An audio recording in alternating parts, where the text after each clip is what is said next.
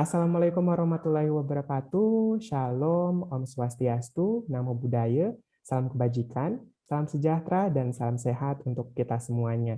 Senang sekali saya Zainuddin Muda, selaku salah satu dosen pengampu dari mata kuliah Ragam Arena Komunikasi untuk program studi sarjana Departemen Ilmu Komunikasi UGM, bisa berjumpa dengan teman-teman semuanya, peserta kelas Ragam Arena Komunikasi program studi sarjana ya. Dan ini kita sudah berada di minggu yang ke-13, menjelang minggu tutup teman-teman semua yang nanti akan kita selenggarakan di hari Jumat. Terima kasih juga saya ucapkan tentu saja tidak lupa kepada pengurus departemen, pengurus program studi sarjana ilmu komunikasi yang juga sudah memberikan kita dukungan atas terselenggaranya kegiatan kita, kuliah praktisi kita di siang hari ini. Terima kasih pula saya ucapkan kepada tim laboran, kemudian tim administrasi dari program studi sarjana dan Departemen Ilmu Komunikasi yang juga turut membantu proses teknis untuk penyelenggaraan kuliah praktisi kelas Ragam Arena Komunikasi hari ini. Terima kasih, tak lupa juga saya ucapkan kepada Ibu Uni Lubis, atau yang biasa kita sapa dengan Ibu Uni, selaku pemimpin redaksi dari IDN Times dan juga Ketua Forum Jurnalis Perempuan Indonesia yang berkenan hadir di siang hari ini untuk berbagi ilmu dan pengalamannya terkait dengan tema kita pada kuliah praktisi di siang hari ini, yakni meneropong perempuan dan kiprahnya di era disrupsi jurnalisme. Baik, teman-teman semuanya, Ibu Uni, izinkan saya untuk memulai dan memberikan pengantar terlebih dulu ya terkait dengan mengapa kemudian tema ini menjadi krusial dan urgen untuk kita bahas di dalam mata kuliah Ragam Arena Komunikasi. Dan saya kira karena rekaman atau siaran dari kuliah praktisi ini tidak saja dapat disaksikan melalui Zoom, tetapi juga lewat YouTube, sehingga kami juga ucapkan selamat datang dan selamat menyaksikan untuk Bapak, Ibu, Mas, dan Mbak, atau teman-teman dari kelas lain di Departemen Ilmu Komunikasi, maupun Visipol, maupun di luar dari UGM, yang mungkin tertarik dengan isu ini. Baik, berdasarkan penelusuran kepustakaan dari artikel yang sebelumnya saya pernah tulis untuk book chapter dari Departemen Ilmu Komunikasi di tahun 2021 ini, ditemukan bahwasanya keterlibatan perempuan dalam jurnalisme masih cukup mengkhawatirkan.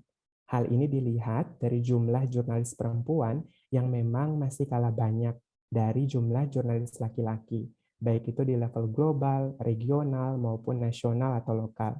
Tidak saja dari segi jumlah, posisi penting yang ditempati jurnalis perempuan jika dibandingkan dengan jurnalis laki-laki dalam struktur organisasi media pun masih cenderung lebih sedikit. Posisi jurnalis perempuan yang berposisi sebagai wakil dan pemimpin redaksi pun teridentifikasi lebih rendah jumlahnya dari jurnalis laki-laki. Jurnalis perempuan pun kerap dilekati dengan sejumlah stereotip yang semakin mengganggu kredibilitas dan profesionalisme yang diupayakan. Sebut saja anggapan kalau jurnalis perempuan cenderung memiliki daya tahan yang lemah saat meliput peristiwa di lapangan, ditempatkan pada posisi pemanis, misalnya pada posisi sekretaris, promosi, pemasaran, dan semacamnya, kerap menjadi target pelecehan seksual, termasuk itu di dunia maya, hingga jerat urusan domestik, yaitu berada di dua kaki dalam mengurus rumah tangga dan pekerjaannya. Maka tidak heran akibatnya kita bisa melihat jurnalisme kerap dipandang sebagai profesi yang tanda petik berkelamin laki-laki. Lantas, bagaimana fenomena ini di Indonesia kita tangkap? Pada kuliah praktisi hari ini, kita akan belajar tentu saja, sebagaimana yang saya sampaikan tadi, dari Ibu Uni Lubis, selaku pemimpin redaksi dari IDN Times, dan juga Ketua Forum Jurnalis Perempuan Indonesia, terkait dengan meneropong kiprah perempuan atau jurnalis perempuan secara spesifik di Indonesia pada era disrupsi jurnalisme. Beliau, Ibu Uni Lubis, memiliki hampir 31 tahun pengalaman sebagai seorang jurnalis. Beliau juga memimpin ruang berita cetak dan siaran, meliput berbagai isu dan event internasional, termasuk diantaranya adalah konferensi iklim, APEC, G20, UNGA. Beliau juga merupakan anggota dari Interfaith dan Intermedia, delegasi dialog dari Indonesia, dan lain-lain sebagainya yang beliau telah lakukan. Beliau juga rutin mengajak jurnalisme atau mengajar jurnalisme di sekolah-sekolah jurnalistik Indonesia, salah satunya yang didirikan oleh Wartawan Indonesia atau Persatuan Wartawan Indonesia (PWI). Dan tentu saja beliau juga kerap mengisi berbagai perkuliahan atau lokakarya jurnalistik di wilayah Asia Tenggara. Tentu saja pengalaman-pengalaman beliau, pengetahuan-pengetahuan beliau tersebut semoga saja bisa memberikan warna untuk kita meneropong perempuan dan kiprahnya di era disrupsi saat ini. Dan tanpa perlu berpanjang lebar lagi, di sini sudah ada Ibu Uni. Ibu Uni, saya sapa dulu. Bu Uni, apa kabar? Sehat, Bu? Alhamdulillah, semuanya semoga sehat ya. Terima kasih Mas Zainuddin, Sama-sama, Bu Uni. ya Departemen Komunikasi FISIP UGM yang sudah mengundang saya. Jadi ini saya sekaligus sebagai ibunya anak UGM karena anak saya baru masuk UGM. Wah, selamat Bu Uni. Di Dan mana, Bu? suaminya lulusan UGM juga. Wih, luar biasa. Di mana, Bu? Anaknya baru masuk? Baru masuk di akuntansi. FEB. Mantap. Tetangga Visipol kebetulan itu Oh Ibu iya Uni ya. FEB. Iya sih, saya sempat 1,5 bulan yang lalu sempat ngelihat foto-foto di kampus, benar di sebelahnya Visipol. Sebelahnya. Betul, betul. Wah, selamat Ibu. Terima kasih sekali. Ini kita seperti kedatangan keluarga sendiri kalau begitu Ibu Uni. Walau Ibu Uni ini teman-teman, background beliau edukasinya S1 dulu di IPB ya Ibu Uni Ya, ya. IPB, Tetap betul. Institut Pertanian. Publisistik Bogor katanya. Karena banyak yang Diplesetin jadi itu ya Bu Uni. jurnalis. Iya, betul. Baik Bu Uni, jika memang sudah siap, saya persilakan waktu dan layar untuk Bu Uni menyampaikan pemaparan materi yang saya kira sudah disusun Bu Uni terkait dengan tema. Baik, silakan Bu Uni.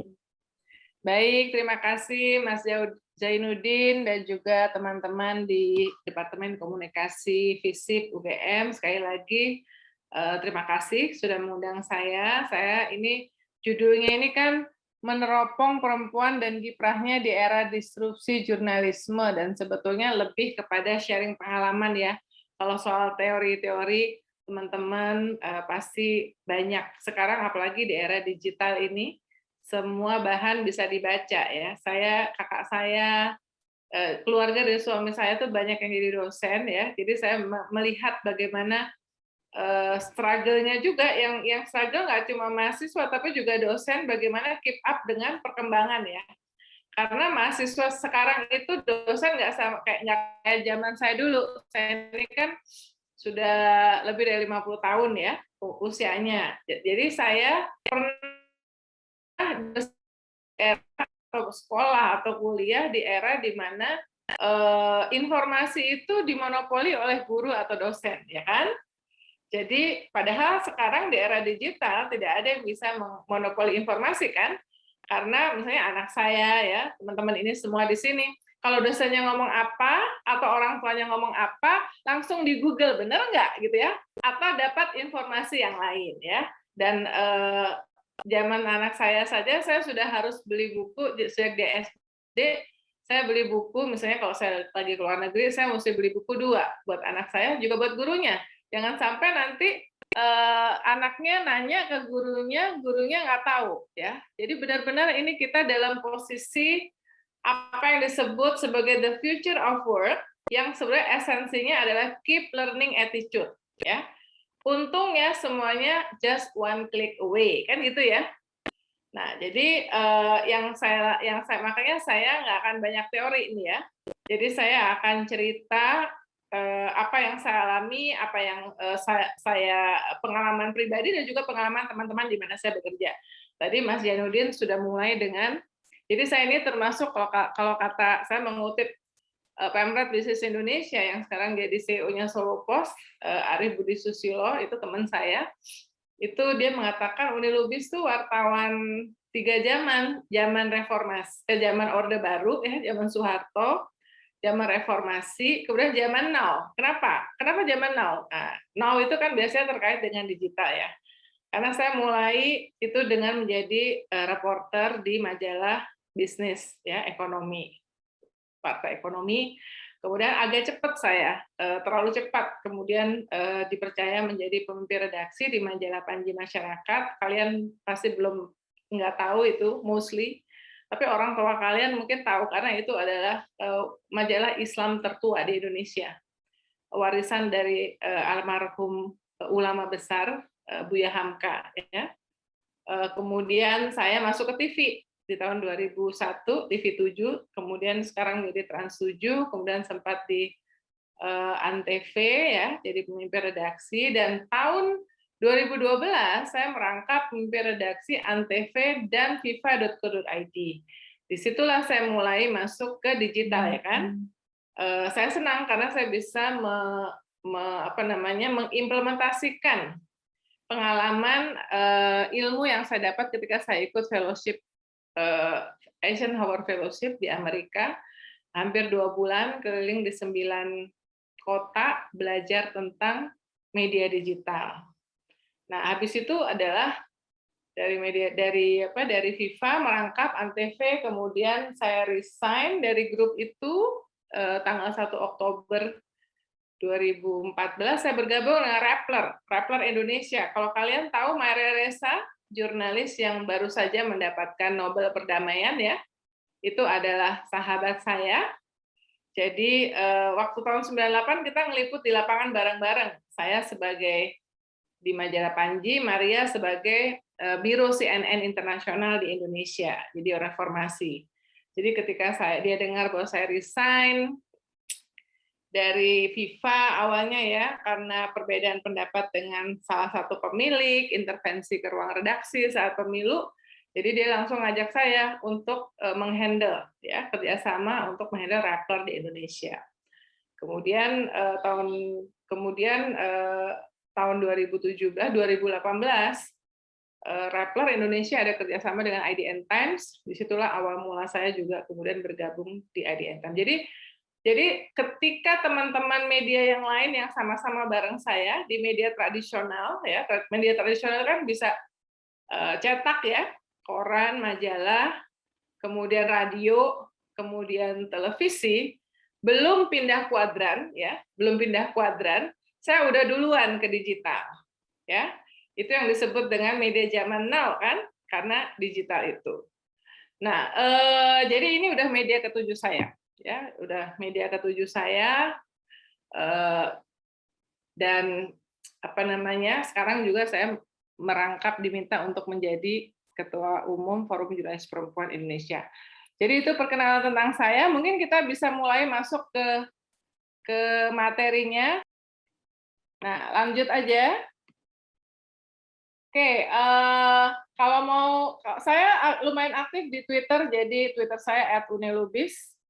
Instagramnya belum mulai lama ya, baru mulai ketika saya aktif di IDN Times, karena IDN Times itu targeting milenial dan Gen Z. Siapa yang tahu IDN Times di sini? Itu memang untuk milenial dan Gen Z.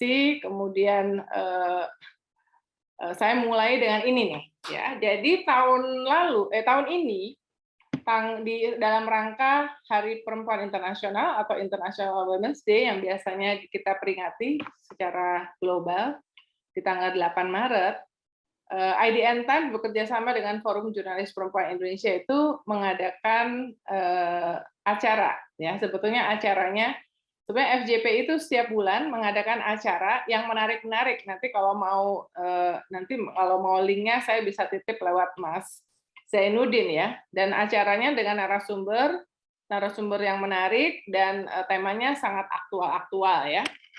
Nah, yang ini itu temanya adalah tentang perempuan dan perdamaian. Nah, yang saya undang untuk bicara, formatnya waktu itu wawancara khusus, saya wawancara Ibu Menlu, ya, Ibu Retno Marsudi, lulusan UGM juga nih kalau nggak salah ya, suaminya juga lulusan UGM, Mas Agus Marsudi. Dia bilang di situ, investing in women means investing in human rights, ya. Jadi investing in women juga investing in the future, ya. Jadi nggak hanya human rights, tapi juga in the future. Nah ini artinya sangat dalam ya. Karena apa? Dari segi jumlah populasi, kalian gampang banget ngecek ya. 49, sekian % populasi perempuan di dunia, Dan juga sama 49,4% populasi perempuan di Indonesia. Jadi artinya hampir 50%. 50-50. Jadi sangat gampang untuk mengatakan kalau sebetulnya nggak perlu harus mengutip ya, semuanya juga langsung bisa menggunakan akal sehat. Tapi misal Obama pernah mengatakan bahwa kalau 50% dari potensi yang ada itu tidak diberdayakan atau tidak diikutsertakan dalam pembangunan, ya pembangunan itu kan artinya banyak sekali aspeknya, maka alangkah mubazirnya ya, alangkah sayangnya. Jadi itulah pentingnya perempuan dimulai dari jumlahnya saja, kontribusinya terhadap jumlah di populasi. Nah, jadi kalau di sini misalnya investing women means investing in human rights, dalam artian semuanya yang luas, investing in the future, ya iyalah, karena apa? Kalau misalnya dari perempuan-perempuan yang punya gizi yang bagus, punya wawasan pendidikan yang bagus, akan lahir generasi-generasi penerus yang juga lebih baik dari generasi sebelumnya. Kan sesimpel itu sebetulnya. Nggak perlu baca ratusan buku ya, meskipun ratusan buku itu ada yang membahas tentang ini, tapi yang sesimpel itu saja. Kalau perempuan itu sehat, jasmani rohani, bahagia, mendapatkan akses kepada pendidikan, kepada semua pengetahuan, itu maka dia akan dia menjadi guru pertama, ya, dia menjadi guru pertama. Perempuan itu adalah guru pertama dalam keluarga sebelum bahkan si anak atau generasi penerus itu sekolah di playgroup dan seterusnya. Nah, itu pentingnya melibatkan perempuan dan membuka akses kepada semua perempuan. Lanjut, Put. Nah, saya juga mau menceritakan bahwa belum lama ini sebenarnya kita memperingati kelahiran dari Rohana Kudus, wartawati pertama yang kemudian diberikan gelar pahlawan nasional. Apa pentingnya Rohana Kudus? Dia menjadi jurnalis, ya, dia dari Minang sana. Silakan dibaca, itu diklik aja itu Rohana Kudus, wartawati pertama bergelar pahlawan nasional, ada di IDN Times. Dia mendirikan surat kabar pertama untuk perempuan dan dikelola oleh semua perempuan. Saya lupa, kemarin saya nonton di Netflix tuh ada film yang menarik yang semuanya itu perempuan ya, yang di Sundance Film Festival. Jadi surat kabar yang semuanya dikelola oleh perempuan. Dia benar-benar aktif melakukan edukasi dan literasi ya pada zaman itu dengan kemampuannya, dengan lewat pendidikan ya yang dia lakukan, seperti Ibu Kartini sebetulnya ya. Kemudian juga cuma Ibu Kartini bukan perempuan ya, tapi dia menulis surat-surat itu yang kemudian yang diberi judul kumpulan surat-suratnya Habis Gelap Terbitlah Terang. Dan yang ketiga adalah kemandirian ekonomi. Jadi bisa teman-teman bayangkan, bahkan di awal tahun 1900-an ya, perempuan seperti Rohana Kudus, nggak usah jauh-jauh nyari role model di luar negeri ya. Di negeri kita sendiri ada sosok Rohana Kudus yang sejak awal bahkan sebelum kemerdekaan itu sudah beraktivitas untuk literasi, edukasi, menjadi jurnalis, dan termasuk membuat kegiatan kemandirian ekonomi bagi perempuan. Karena apa? Karena kalau perempuannya tidak mandiri secara ekonomi, dia punya posisi tawar yang lebih rendah dibandingkan laki-laki. Ya, perlu juga saya sampaikan di sini bahwa selama ini yang namanya feminisme atau perjuangan kesetaraan itu bukan berarti perempuan ingin di atas laki-laki ya. Namanya itu perjuangan gender equality, setara, punya akses yang sama. Jadi jangan dianggap bahwa kalau misalnya ada pengajaran gender, kemudian mainstreaming gender, wah perempuan-perempuan nih pengen ngalahin laki-laki nih, laki-lakinya kemudian merasa insecure ya. Kadang-kadang bentuk insecure itu macam-macam, termasuk kemudian melakukan kekerasan, ya, menggunakan kekuatan fisik yang dia milikinya, termasuk emosi, relasi kuasa untuk kemudian melakukan represi. Padahal enggak, perjuangan ini adalah perjuangan kesetaraan. Nah, ini yang seringkali salah kaprah ya. Tadi saya bicara soal jurnalis perempuan dari sudut pandang sejarahnya yang pertama ya, dan apa yang sudah dilakukan. Bahkan Dia sudah melakukan ya tadi literasi, edukasi, kemudian menjadi jurnalis itu adalah bagian dari literasi edukasi kepada publik, juga kemandirian ekonomi buat perempuan ya. Nah, sekarang kita hidup sebenarnya bukan hanya sekarang. Saya merasakan ini sejak saya pindah ke digital. Tadi saya pindah ke digital kapan? Berarti udah saya rasa 2010 di Indonesia, timingnya adalah 2009, 2010. Saya ingat karena di situ saya mulai aktif akun Twitter saya mulai buka di tahun 2009, kemudian 2010, 2011, kemudian 2012 saya menghandle Pemret, merangkap Pemret Antv dan FIFA.co.id, jadi langsung berhubungan ada mengelola media digital, kita mengalami apa yang disebut 24/7 news cycle ya. Jadi ini dari segi consumer maupun dari segi produser. Siapa produsernya? Produsernya media ya, media digital ya. Bahkan sekarang tidak ada media tradisional di sini misalnya TV, radio, koran maupun majalah yang nggak punya versi digitalnya. Semuanya digital. Apalagi pandemi. Pandemi itu terjadi akselerasi digital kan. Semuanya yang sebelumnya masih ragu-ragu atau nggak serius mengelola digitalnya pindah benar-benar ke digital ya kan. Nah, itu dari segi apa namanya produsen ya, produsen konten atau wartawan lah ya atau media. Nah, dari segi consumer juga terjadi 24 hour 7 days a week news cycle ya. Itu misalnya saya bisa katakan contoh narasumber yang kebetulan saya kenal baik, lulusan UGM, yang bisa dikontak 24 jam sehari, 7 hari dalam seminggu, namanya Menlu Retno tadi. Kenapa? Karena dia sebagai Menlu, anak buahnya ada di seluruh dunia, ada di New York, ya, ada Washington, yang beda waktunya 12 jam. Di sini pagi, jam 6 pagi, di sana jam 6 sore, ya kan? Dia harus ada, dia baru mau tidur jam 10 malam, di belahan dunia yang lain baru mulai kerja kan, jam 10 pagi atau jam 9 ya.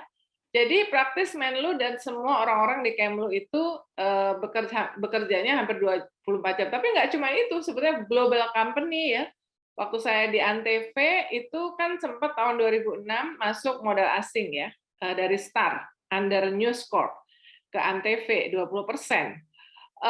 CEO-nya ada di Hong Kong ya, kemudian presidennya ada di Washington DC. Kami adalah media yang pertama kali mungkin di Indonesia yang semuanya dikasih BlackBerry. Zaman itu BlackBerry masih gede banget ya. Sekarang udah nggak ada yang pakai BlackBerry ya. Karena apa? Kami harus siap untuk dikontak setiap saat. Jadi orang seperti Ibu Menlu itu dan banyak narasumber sekarang itu harus siap dikontak setiap saat karena apa? Peristiwa juga terjadi setiap saat kan? Yang namanya bencana segala macam itu bisa terjadi hari Sabtu, hari Minggu, jam berapapun ya.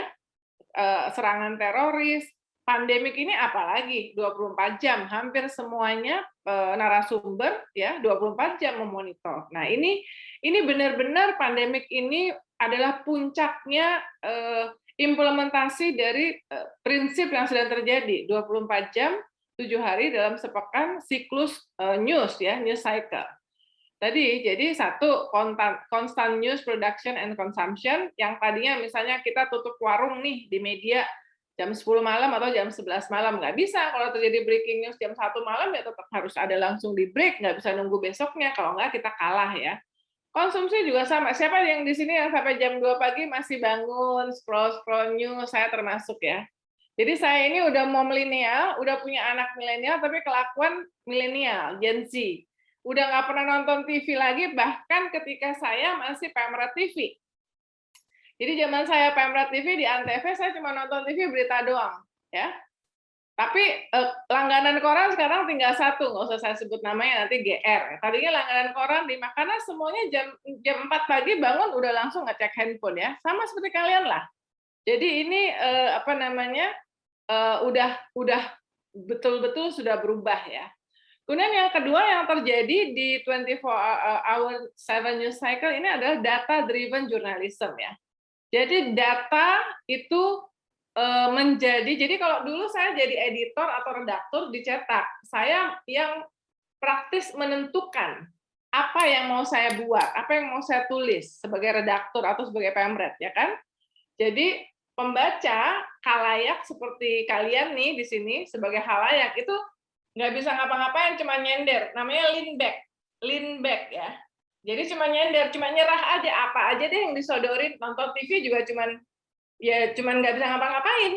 Terima aja apa yang dibikin, padahal kita nggak suka sama kontennya ya. Kita nggak bisa ngapa-ngapain. Kalau di koran mau ngirim surat pembaca belum tentu dimuat, ya kan? Jadi nggak ada interaksi antara halayak dengan antara konsumen dengan konten produser kan. Nah sekarang itu eranya di digital ini lean forward kayak gini nih. Lean forward itu apa? Kalau kita mau cari informasi, kita yang mendrive, kita yang menentukan.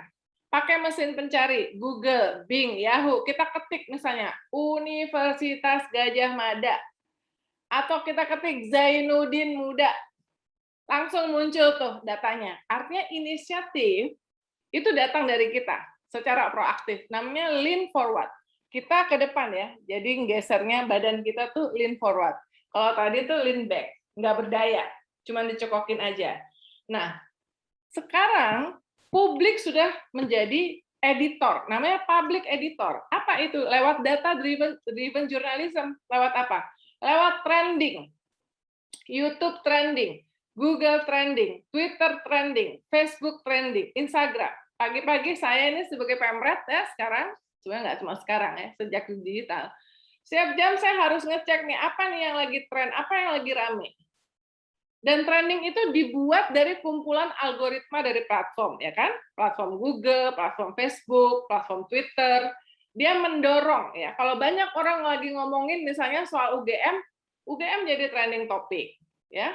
Kalau banyak orang lagi ngomongin apa namanya Maria Ressa jadi topik. Jadi seperti itu sekarang cara kerjanya karena semuanya itu dikendalikan oleh algoritma, ya, mesin learning, platform. Nah, 50%, bahkan menurut saya 80%. Ini bukan hanya saya, tapi belakangan ini kita juga banyak ngobrol dengan pemret-pemret yang lain, dengan Dewan Pers ya. Pengakuan-pengakuan bahwa 80% dari konten media itu didistribusikan lewat pihak ketiga atau perantara. Dalam ini adalah media sosial atau platform. Paling gede itu Google ya, Facebook juga gede. Iklan juga sama, mereka kuasain. Lebih dari 50% iklan itu basically masuknya ke kantong-kantong korporasi global yang gede itu, ya. Nah, jadi data driven journalism itu dari tren, dari Google Analytics ya, yang itu kemudian mempengaruhi konten-konten apa saja yang diproduksi oleh media, oleh jurnalis. Ya. Jadi kalau sama sebenarnya misalnya kemarin Vanessa Angel kecelakaan ya. Nah, teman-teman ngelihat semua media isinya Vanessa Angel semua, benar nggak? Ya karena begitu diproduksi pakai keyword Vanessa Angel dengan prinsip Google Search Engine Optimization, banyak yang baca langsung ribuan, puluhan ribu, ratusan. Akhirnya media semuanya isinya itu semua, ya. Itu adalah contoh bagaimana bekerjanya jurnalisme zaman now yang sayangnya itu sangat didominasi oleh data driven journalism yang belum tentu itu adalah tujuan dari jurnalisme itu sendiri ya. Nah, tapi ada juga sebetulnya data driven journalism itu yang positif.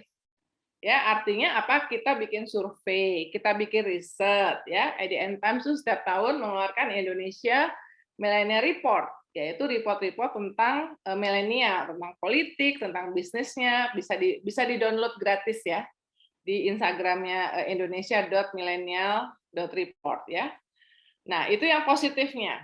Kemudian sekarang bekerjanya adalah tentu ini yang sebetulnya berlaku dari dulu sampai sekarang, apapun ininya, apapun platformnya, apapun eranya, yaitu prinsip-prinsip kelayakan berita atau news values principles ya. Itu misalnya yang nggak enaknya nih, kalau itu if it leads, it bleeds. Ya, jadi makanya kalau ada tragedi, kemudian bencana alam, itu naik semuanya karena semua orang ingin baca, semua orang ingin nonton. Aktualitas ya, kehangatan, proximity itu adalah prinsip yang tetap berlaku dari dulu sampai sekarang ya. Cuma sekarang yang membedakan itu adalah yaitu tadi kecepatannya luar biasa karena di era digital ya. Dan itu mempengaruhi juga bagaimana cara kerja dari jurnalis. Kemudian the role of public editor di era digital tadi sudah saya sampaikan, bahkan bisa sampai 80% dari berita yang dibuat oleh media itu sebetulnya bukan hasil dari keputusan atau keinginan dari redaksi, tapi di-driven atau dipicu oleh apa yang sedang terjadi di percakapan di media sosial. Harus teguh nih kita sebagai jurnalis media untuk tetap memberikan tempat kepada isu-isu yang sebetulnya terlupakan atau datang tidak didengar. Misalnya isu-isu kekerasan terhadap perempuan, ya. Isu-isu misalnya tentang kekerasan seksual di kampus, sekarang kan Permendikbud 30 sudah ada. Gara-gara Permendikbud itu kemudian banyak orang-orang yang berani speak up, ya, perempuan-perempuan korban-korban yang berani speak up. Sebelumnya itu enggak, media itu nggak gigih untuk menggali hal-hal seperti itu, ya. Hal-hal yang lain soal kemiskinan dan sebagainya, ya, soal misalnya polusi atau pencemaran yang dilakukan oleh perusahaan-perusahaan juga seringkali terlupakan oleh media karena apa? Karena bikinnya lebih susah, tempatnya lebih jauh, lebih gampang mengorek-ngorek tentang selebriti, ya kan? Tinggal ngelihat di Instagramnya, udah jadi tuh beritanya, ya kan? Atau tinggal ngelihat di Twitternya, udah jadi tuh beritanya. Nah, ini yang hal-hal yang suasana kebatinan bagaimana cara kerja media yang sedang ada. Lanjut. Nah, ini gara-gara ini 24 hour 7 days news cycle ini ada disrupsi, ya. Ini adalah disrupsi yang dimungkinkan karena digital, karena internet. Ya. Dan ini disrupsi ini terjadi ke semua aspek kehidupan kita, termasuk terhadap cara kerja jurnalis, ya, terhadap bagaimana publik mengkonsumsi informasinya juga. Yang tadi saya katakan, sekarang udah nggak nonton TV, pandemik nontonnya layanan streaming, ya kan?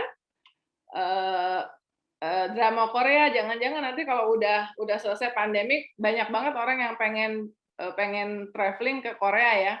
Pengen foto-foto di tempat-tempat yang ditonton di tempat drakornya. Biasanya seperti itu. Nah, ini adalah yang tadi juga, ya, hasil dari disrupsi pola kerja media itu adalah sangat-sangat menggunakan teknologi, ya. Tadi untuk mendapatkan story ideas, ya, banyak dari percakapan di media sosial, ya, termasuk dari trending topik. Kita di media sosial juga kita bisa yang tadinya tadi saya katakan, kalau sekarang misalnya kita sebel nih sama menteri, apa, kita langsung bisa colek dia di Instagramnya, ya kan? Rakyat biasa bisa mendebat profesor, bener nggak? Ya kan? Bahkan banyak akun-akun anonim yang merasa lebih pintar daripada profesor dan doktor, ya. Karena apa ya? Dia anonim. Nah, itu jadi tidak ada jarak lagi, ada interaktivitas yang luar biasa, yang konstan di era digital, ya. Ini adalah bagian dari disrupsi juga. Ya, ini adalah disrupsi yang tadinya nggak bisa karena kita lean back. Sekarang di era digital selain lean forward terjadi interaktivitas yang luar biasa, ya, komunikasi yang konstan, tidak ada jarak lagi antara misalnya pemerintah dengan warganya, antara produk misalnya. Dirut Bank Mandiri dulu Budi G. Sadikin, sekarang jadi Menteri Kesehatan. Zaman dia belum jadi Menteri Kesehatan masih bisa jadi Dirut Bank Mandiri. Ada yang susah bermasalah dengan ATM Bank Mandiri, nyolek dia di Twitter, ya kan? Nggak perlu harus ngirim surat, ini itu udah langsung, ya. Semuanya perusahaan, institusi, organisasi itu harus merespons situasi disrupsi yang terjadi yang digerakkan karena era digital, ya. Kemudian tadi story idea saya sudah sampaikan dapat dari media sosial, dari internet. Kemudian juga mengoptimasi pengalaman membaca, optimize reading experience, bisa melalui distribusi multiplatform. Sekarang hampir semuanya media kan juga, dan nggak cuma media, ya, Polres, Polsek, ya, sampai ke level Polsek nih, Kodim, semua organisasi institusi swasta termasuk institusi pendidikan itu punya semuanya akun media sosial, ya kan? Bahwa dikelola dengan benar atau enggak itu soal lain, tapi yang penting punya dulu. Karena apa? Ingin mencoba untuk reach maximum audience, dan kemudian optimize reading experience ini dengan menciptakan apps, ya. media yang berpikiran ke depan itu ingin juga mengontrol distribusinya, tidak cuma memproduksi konten. Bagaimana caranya? Dengan membuat platform distribusi sendiri, yaitu dengan membuat app. Ini mahal soalnya, miliaran ya. Jadi nggak semua media itu punya kemampuan untuk itu. Kebanyakan media kemudian mengandalkan kepada distribusi lewat platform yang algoritmanya bisa berubah sesuka-suka dia. Lanjut. Nah, ini adalah gambaran dari proses kerja di IDN Times yang menurut saya ini adalah gambaran juga mostly di media-media digital yang maju ya, advance ya. Jadi tadi big data processing ini dari mana-mana tuh di atas ya, bisa dari reporter, kemudian dari inside information, dapat tip berita, dari komunitas, dari TV, dari forum, sosial media, macam-macam ya sumbernya. Kemudian diproses lewat proses big data. Proses big data ini dilakukan fact checking benar atau enggak, karena salah satu yang juga efek negatif dari disrupsi digital ini adalah tersebarnya hoax. Kita ini setiap detik dikepung oleh tsunami informasi, enggak semuanya benar ya, banyak banget yang hoax, apalagi selama pandemi COVID ini ya. Kemudian juga kita ngecek sentimen analisisnya bagaimana, kemudian kita memisahkan antara noise filter, memisahkan antara yang noise yang cuma berisik-berisik yang nggak jelas cenderungannya dengan yang benar-benar istilahnya dagingnya ya, informasi yang benar ya. Makanya istilahnya ada yang bilang daging semua, kalau semua informasinya benar daging semua, kalau enggak banyakkan lemaknya kali ya. Nah, ini ada proses, kemudian terjadi editorial curation, ini di rapat editorial. Sesudah itu kita menentukan audience segmentation ya. Apakah misalnya ini akan dimuat, kadang-kadang ada berita yang sama tentang COVID, tapi ini lebih cocok dimuat di news, lebih cocok dimuat di science atau science, lebih cocok dimuat di rubrik health ya, atau lebih cocok dimuat di rubrik DIY tentang lifestyle, atau lebih cocok misalnya berkaitan dengan COVID dimuat di rubrik food misalnya tentang makanan-makanan yang bisa membangun daya tahan tubuh. Terjadi proses ini ya. Kemudian dari sini kalau internal prosesnya sudah terjadi, kemudian dibuat artikelnya baik dalam bentuk teks, video, grafis, kemudian kita buat nih video interaktif, konten juga kayak wawancara lewat line Instagram segala macam ya. Terjadi lagi kontekstual targeting untuk termasuk apa? Berdasarkan juga, misalnya IDN Times, ada hyperlokal nih, ada hyperlokal Jogja ya. Hyperlokal Jogja, kalau kita download app-nya IDN Times, kita ada di Jogja, yang muncul duluan itu adalah berita-berita yang terjadi di Jogja. Lagi-lagi itu menggunakan machine learning atau artificial intelligence. Distribusinya multi-platform ya. Jadi ini adalah proses bekerja di era disrupsi ya. Lanjut.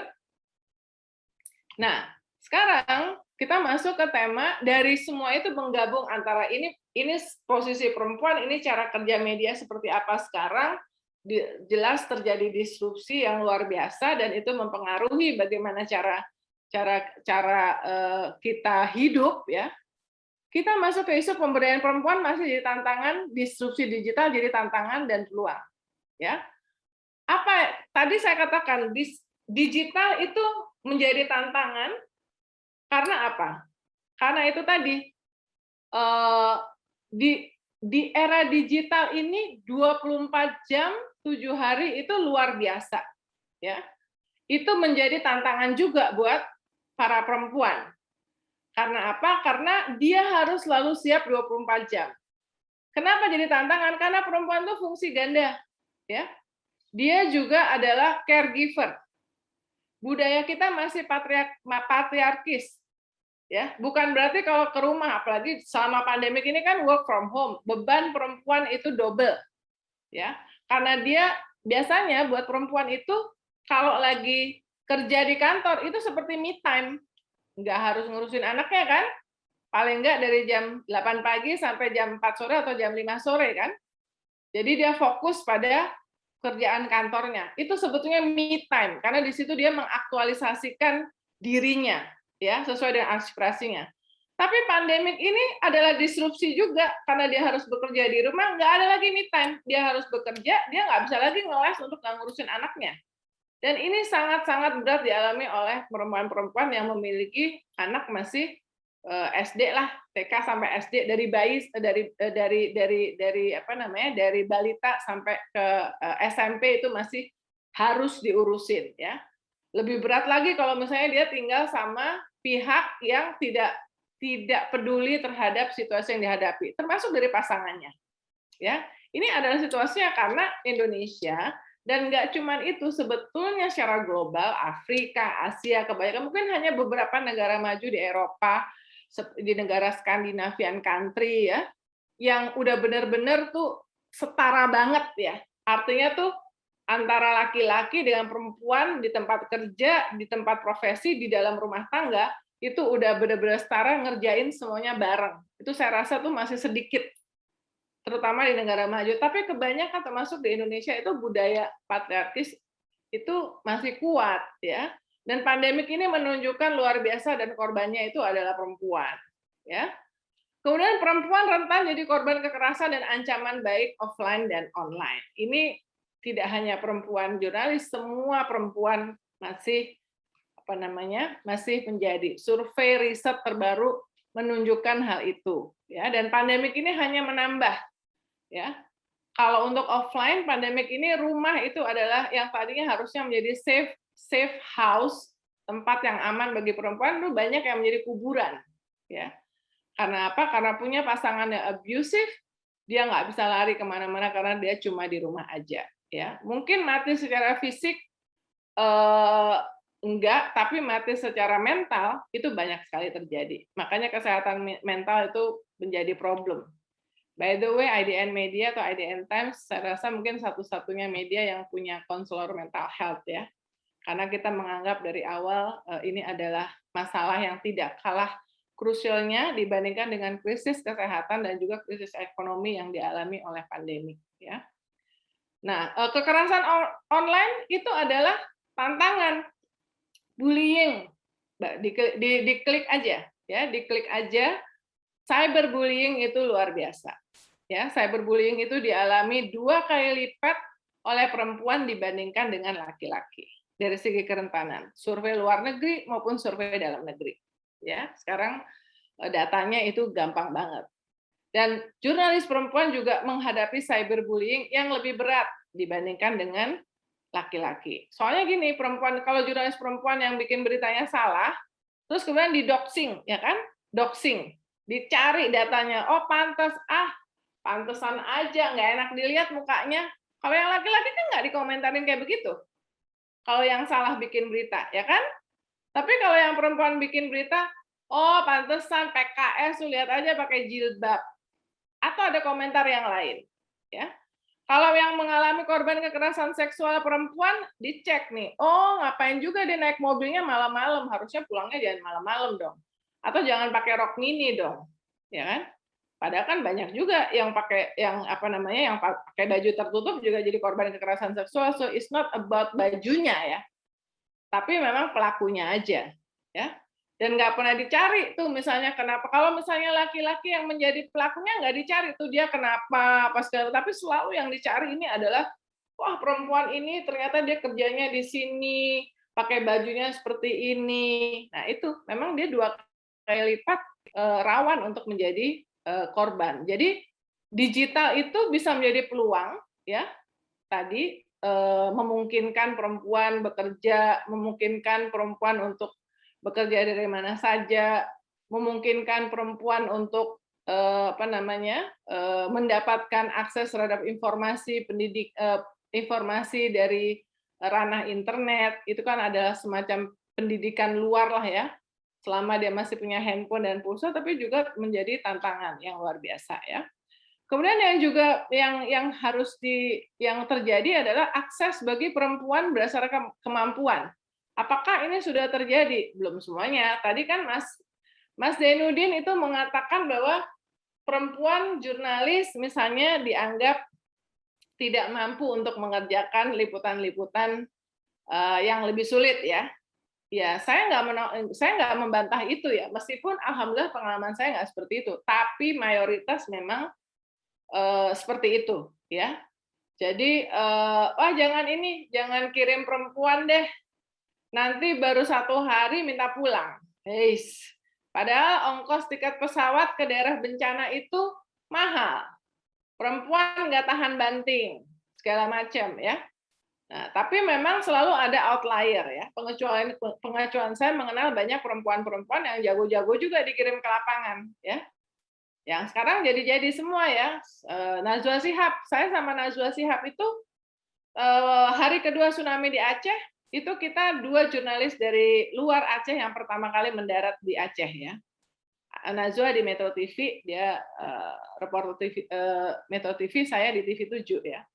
Dan kemudian disitulah saya rasa awal mulanya Najwa jadi ngetop banget, karena dia kemudian muncul tiap hari kan, di Metro hampir seharian. Jadi ngetopnya Najwa itu gara-gara peliputan tsunami, dan Najwa juga pinter dan kemudian bisa berkembang seperti yang sekarang ya.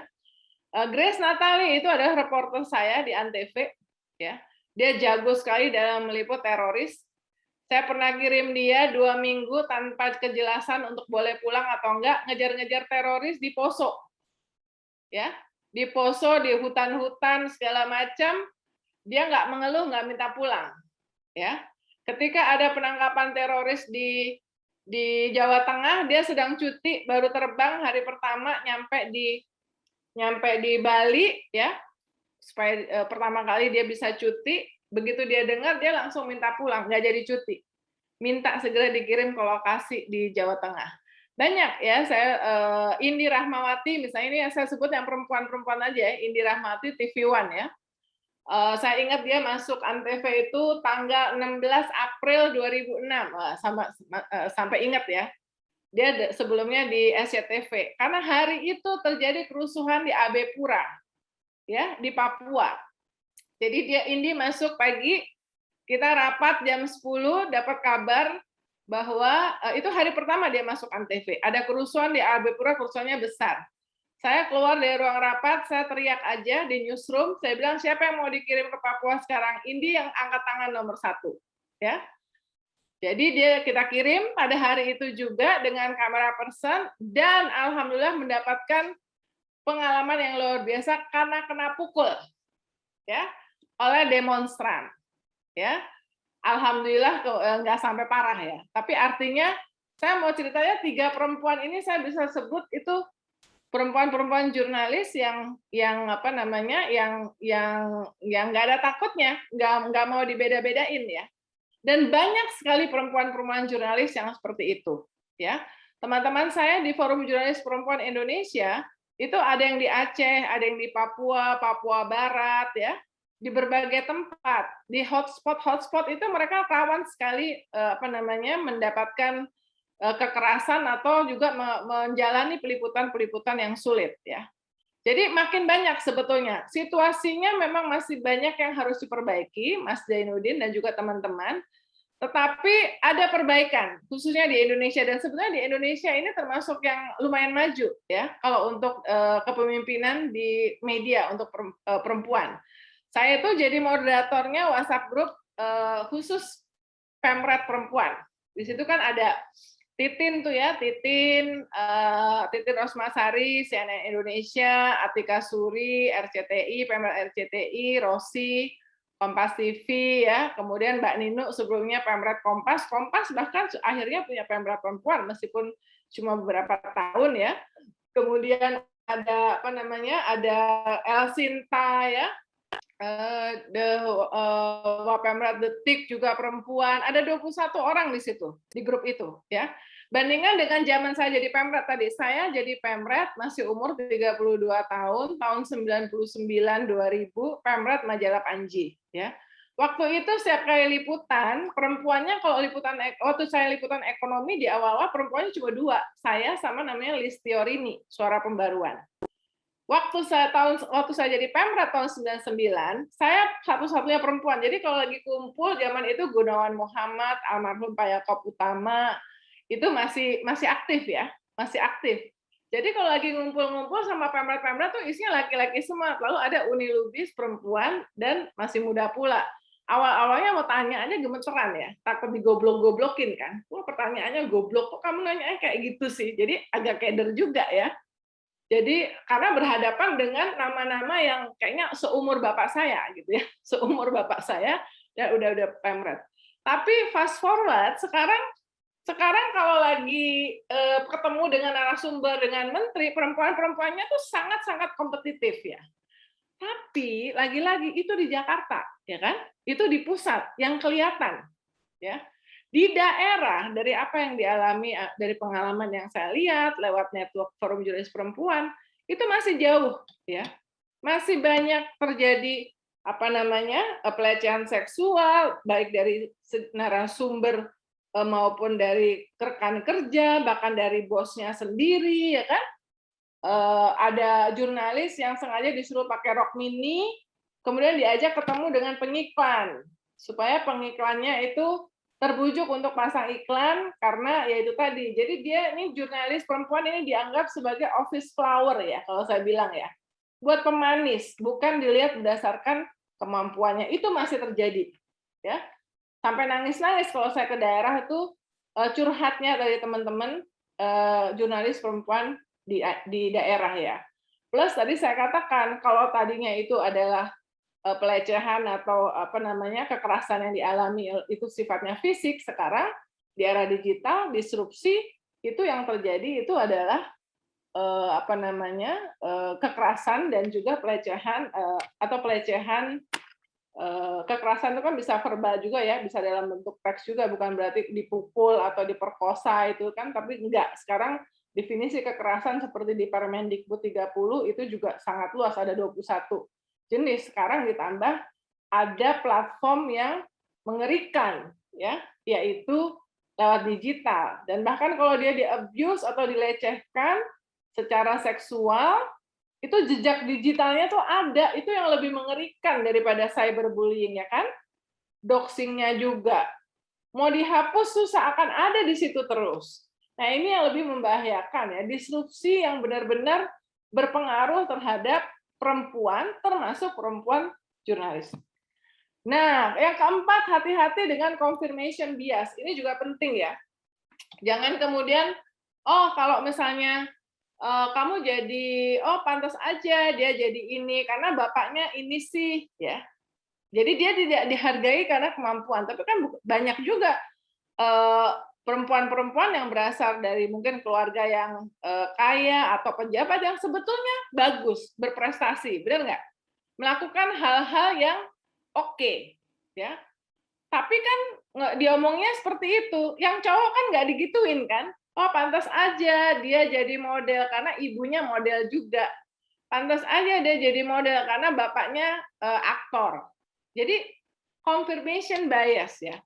Yang terjadi tidak setara antara sikap terhadap perempuan dibandingkan dengan kepada laki-laki. Ini masih terjadi. Nah, yang terakhir yang ingin saya sampaikan adalah sangat-sangat penting ya di era disrupsi ini, karena disrupsi ini mempengaruhi semuanya, tadi saya katakan, ada peluang tapi juga ada tantangan yang luar biasa besar, perempuan dukung perempuan. Dan ini belum tentu terjadi loh teman-teman, nggak cuma di politik, nggak juga terjadi di lingkungan pekerjaan, belum tentu perempuan itu mendukung perempuan. Seringkali perempuan itu yang lebih bitchy ya, lebih julid ya, lebih julid kepada sesama perempuan. Ayo ngaku ya.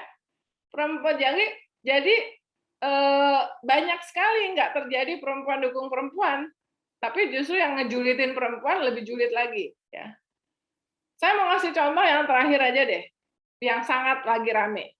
Rancangan undang-undang penghapusan kekerasan seksual. Sekarang namanya diganti jadi meskipun belum masih dalam bentuk draft di tenaga ahli balik ya. Rancangan undang-undang tindak pidana kekerasan seksual. Sekarang ada 18,5%, kira-kira 18,5% perempuan yang di parlemen. Tapi ini adalah undang-undang yang paling berlarut-larut. Ya kan? Saya cek, ternyata nggak semua perempuan-perempuan yang ada di parlemen itu mendukung undang-undang ini. Karena apa? Tadi itu. Jadi perempuan itu masih termasuk perempuan politisi yang kita pikir open mind semuanya ya, pendidikannya oke, mereka masih terkungkung larut dengan budaya patriarkis. Kan yang pasal yang paling kontroversial adalah soal pasal konsen, sama seperti kontroversi di Permendikbudristek 30 ya, dengan persetujuan itu ya. Sama, ini pasal yang bikin nggak jadi-jadi ini, kan ini deadline-nya 16 Desember ini adalah akhir masa sidang ya, untuk yang sidang DPR untuk yang tahun ini kan. Semuanya yang mendukung RUU ini berharap bahwa di tanggal 16 Desember ini paling enggak draftnya yang sudah dibuat oleh tenaga ahli balik itu bisa diadopsi sebagai draft rancangan undang-undang inisiatif DPR. Ya, kita ini masih berharap-harap cemas karena yang pasal ini. Karena gini, ada perempuan, jadi pasal yang seharusnya dimaksudkan untuk mendukung korban, dan korban itu memang mayoritas perempuan kalau kekerasan seksual, itu kemudian diartikan, dipelintir jadi pasal yang membolehkan zina, ya kan? Ada lagi perempuan politisi yang saya tanya, kenapa loh? Kenapa harus, kalau nanti kan bahaya kalau misalnya nanti perempuan misalnya menolak berhubungan, istri menolak berhubungan, suaminya ingin berhubungan seksual, istrinya menolak. Kalau menurut undang-undang ini itu masuk kekerasan ya, pemaksaan ya. Nanti gawat, nanti istri-istri dengan punya alasan-alasan yang lain akan melapor, ya. Tiap hari melapor kalau hal seperti itu. Jadi yang dibayangkan tuh hal-hal seperti itu ya, yang sebenarnya padahal pasal itu dimaksudkan untuk melindungi korban. Nah, ini adalah salah satu contoh yang saya katakan bahwa bahkan di DPR perempuan aja nggak semuanya atau belum semuanya mendukung rancangan undang-undang yang dimaksudkan adalah untuk melindungi perempuan. Dan ketika ngomong perempuan di sini yang cowok-cowok ya, cowok-cowok jangan jealous ya, karena kalian akan punya istri, punya anak perempuan, punya ibu, punya adik, punya kakak perempuan juga. Jadi ini bukan hanya kepentingan mahasiswi-mahasiswi ini. Ini adalah kepentingan mahasiswa-mahasiswa dan dosen-dosen laki-laki juga, karena mereka juga punya perempuan-perempuan dekat yang tentu disayangi dan ingin dilindungi dalam hidupnya. Nah, aku berhenti sampai di sini dulu, Mas, supaya bisa tanya jawab. Siap, terima kasih Bu Uni. Pemaparan materinya tadi luar biasa, begitu insightful terkait dengan tema kita, meneropong perempuan dan kiprahnya di era disrupsi jurnalisme. Sedikit barangkali saya memberikan catatan-catatan penting ya dari materi yang sudah disampaikan oleh Ibu Uni tadi. Salah satunya di awal beliau memulai ya dengan kutipan dari Ibu Menlu Retno. Investing in women itu means investing in human rights. Nah, ini saya kira kutipan yang sangat powerful ya Bu Uni ya dari Ibu Menlu, dan juga semakin menguatkan kita, semakin memberikan kita pemahaman posisi perempuan yang tidak bisa sebenarnya disepelekan atau dipinggirkan lagi seperti di era-era sebelumnya barangkali.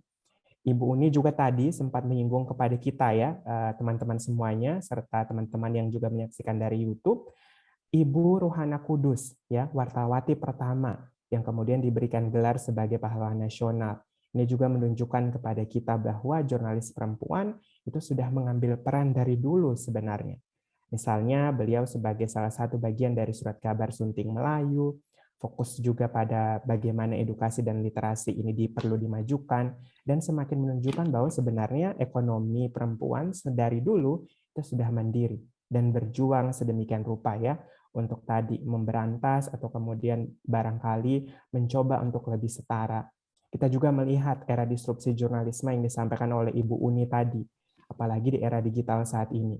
24/7 news cycle gitu ya, Bu Uni tadi menyampaikan itu, dengan berbagai peluang dan tantangannya ada di dalamnya, termasuk dalam melihat bagaimana cutting edge technology untuk kemudian menemukan story idea, optimize reading experience, sama maximize audience reach, yang tadi beliau juga sampaikan, ini sungguh berpengaruh atau memberikan cara-cara yang berbeda bagaimana kita memandang praktik-praktik jurnalisme di era ini dibandingkan dengan era-era sebelum perkembangan teknologi informasi dan komunikasi ini luar biasa maju dan advance. Berikut juga dengan hal terkait dengan big data. Ya, tadi Ibu Uni sempat menyampaikan bagaimana data-driven journalism atau big data in journalism ini bisa juga mempengaruhi tidak saja dalam kita memaknai konten-konten jurnalistik yang berkualitas, semakin berkualitas, tetapi juga bagaimana content creation dan distribusi dari konten ini bisa kita sama-sama perhatikan juga ya dalam perkembangannya. Salah satu contoh yang beliau tadi sampaikan adalah praktik-praktik di IDN Times. Termasuk saya kira yang juga tidak kalah relevannya dari topik kita atau tema kita di acara hari ini adalah bagaimana sebenarnya pemberdayaan perempuan ini memang masih menjadi PR. Disrupsi digital itu juga semakin menjadikan ini PR yang tidak kecil, PR yang tidak saja sebenarnya harus dilakukan oleh perempuan, mendukung perempuan. Tetapi juga bagaimana sebenarnya masyarakat, kita semua, tidak peduli kita laki-laki, kita perempuan, atau mungkin gender lainnya, itu melihat ini, bagaimana kemudian kita sama-sama, saya kira berkolaborasi untuk menumbuhkan yang namanya budaya kesetaraan. Tadi Ibu Uni menyampaikan budaya patriarki ini sebenarnya akar ya, yang kemudian kalau bisa kita katakan menimbulkan berbagai bentuk ketidaksetaraan, tidak saja dalam pekerjaan di bidang media atau jurnalisme, tapi juga dalam bidang-bidang lainnya. Tadi beliau juga ambil contoh bidang politik, representasi perempuan misalnya dalam pengambilan keputusan atau kebijakan di level legislatif, eksekutif, bahkan yudikatif, memang juga masih sampai sekarang menemui hambatan-hambatan tertentu. Perempuan juga tadi, sembari juga beliau mengonfirmasi ke kita ya, rentan menjadi korban kekerasan dan ancaman, baik itu yang terjadi secara luring maupun daring. Akses bagi perempuan juga sepertinya masih terbatas. Walau tadi Ibu Uni menyampaikan, dengan munculnya forum-forum pemberdayaan bersama, Women Support Women, salah satunya lewat Forum Jurnalis Perempuan Indonesia, beliau juga tetap menyadari perlu adanya peningkatan, tidak saja dari segi kuantitas, tapi juga kualitas. Hati-hati dengan confirmation bias yang tadi juga beliau sampaikan. Dan paling penting, tadi mengulang lagi, Women Support Women ini merupakan hal yang saya kira saat ini itu semakin kemudian digaungkan, tidak saja dalam bidang media dan jurnalisme, tapi di berbagai bidang kehidupan-kehidupan penting lainnya di sosial, budaya, politik, ekonomi, dan lainnya. Itu barangkali wrap up sedikit teman-teman semua ya, materi-materi penting yang disampaikan oleh Ibu Uni. Sekarang saya berikan kesempatan kepada teman-teman semuanya, barangkali ingin memiliki atau menyampaikan pertanyaan kepada Ibu Uni. Saya akan buka dulu untuk dua sesi barangkali ya Ibu Uni, mohon izin. Sesi yang pertama kita berikan kepada 3 penanya dulu, lalu setelah itu sesi yang kedua untuk 3 penanya. Sudah ada yang raise hand ini, Syahna barangkali silakan. Lalu diikuti Yuniar dan nanti terakhir Putri ya untuk sesi yang pertama. Setelah itu saya berikan kesempatan untuk teman-teman berikutnya ya. Silakan Syahna dulu, baru Yuniar, baru Putri. Selamat siang Mbak Uni Lubis dan juga Mas Zam. Topik hari ini sangat menarik bagi saya karena saya ini memiliki keresahan terutama bagi saya sendiri yang notabene sebagai perempuan. Nah, dalam disrupsi jurnalisme ini kan sering terjadi suatu fenomena bahwa posisi perempuan dalam media ini sering tidak dilindungi. Kemudian media itu juga sering membuat judul yang sensasional dan memojokkan korban perempuan daripada pelaku kejahatan seksualnya. Nah, selain itu sering terjadi berita yang menyajikan judul sensual terhadap perempuan. Nah, contohnya ini kemarin ada di salah satu jurnalis yang bernaung di bawah FIFA, itu dia telah melanggar kode etik jurnalistik pasal 4 yang berisi tentang berita judul yang cabul. Nah, kita kan sudah tahu bahwa hal tersebut tuh terjadi karena memang kalau kita membuat judul yang sensasional itu akan menimbulkan banyak engagement dan juga click rate yang menguntungkan bagi revenue jurnalis. Nah, saya ingin bertanya, apakah solusi untuk meredakan hal tersebut adalah media harus mengubah sistem revenue-nya agar jurnalis tidak bergantung pada click rate, atau bagaimana? Apakah harus ada revolusi atau gimana tanggapan dari Mbak Uni Lubis? Terima kasih, Mbak. Oke, terima kasih pertanyaannya Syahna. Kita tampung dulu Bu Uni, baru kemudian dijawab sekaligus barangkali ya oleh Ibu Uni. Yang kedua, pertanyaan dari Yuniar. Silakan Yuniar. Oke, selamat siang Ibu Uni. Aku izin bertanya. Sebenarnya ini lebih ke mengenai peran perempuan itu tadi sih. Jadi kan tadi udah dijelaskan bahwa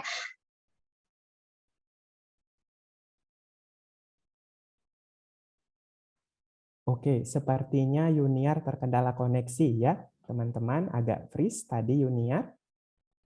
Sambil kita tunggu dulu. sekarang sudah bisakah, Mas? Betul, sekarang baru terkoneksi lagi. Silakan Yuniar, boleh diulang ya. Oke, oke. Saya izin mengulang.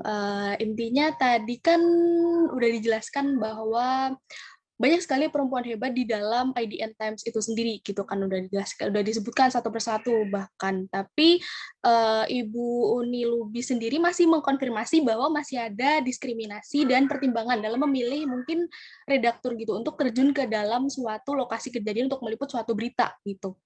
Nah, aku ingin bertanya nih, untuk hal itu apakah dari internal IDN Times sendiri itu udah ada upaya untuk mereduksi hal itu, untuk benar-benar mempunyai cita-cita yang tinggi untuk menghilangkan adanya gender inequality itu, atau mungkin selain itu kayak di bidang luar redaktur itu mungkin kayak tadi kan juga audience segmentation-nya kan juga berbeda-beda, kayak ada rubric health, kemudian ada news, itu kayak gitu. Nah, untuk penentuan siapa yang memegang bidang-bidang hal itu juga apakah masih ada pertimbangan gender itu sendiri gitu. Saya ingin lebih ke internalnya sendiri gitu sih. Terima kasih. Terima kasih Yuniar. Satu lagi Ibu Uni, kita tampung dulu dari Putri. Monggo Putri. Oke, selamat siang Mas dan Mbak. Mungkin pertanyaannya lebih ke tentang representasi perempuan secara general ya.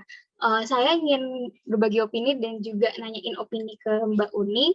Jadi kan sekarang ketika beberapa orang beropini bahwa nggak seharusnya perempuan sekolah dan berkarir tinggi-tinggi, opini tersebut tuh kebanyakan disanggahnya itu dengan tanggapan bahwa pendidikan itu dibutuhkan sama perempuan ketika kelak jadi sosok ibu yang jadi orang pertama yang mengajari dan mendidik anak-anaknya. Tetapi saya pribadi masih merasa sanksi bahwa hal ini menunjukkan bahwa masih banyak orang yang menganggap pengetahuan seorang perempuan masih berkiprah di sekitar ranah domestik dan nggak mengarah pada kapabilitasnya dalam ranah publik.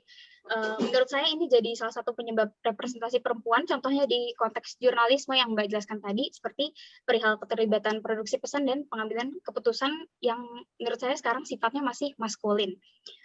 Menurut Mbak Uni yang memang sudah lama berkiprah di media, apa sih sebenarnya persoalan yang mengakar di sini, dan menurut Mbak dengan PR kita seperti ini apa sih yang bisa yang kira-kira bisa kita lakukan atau sebenarnya lebih kompleks dan membutuhkan upaya struktural.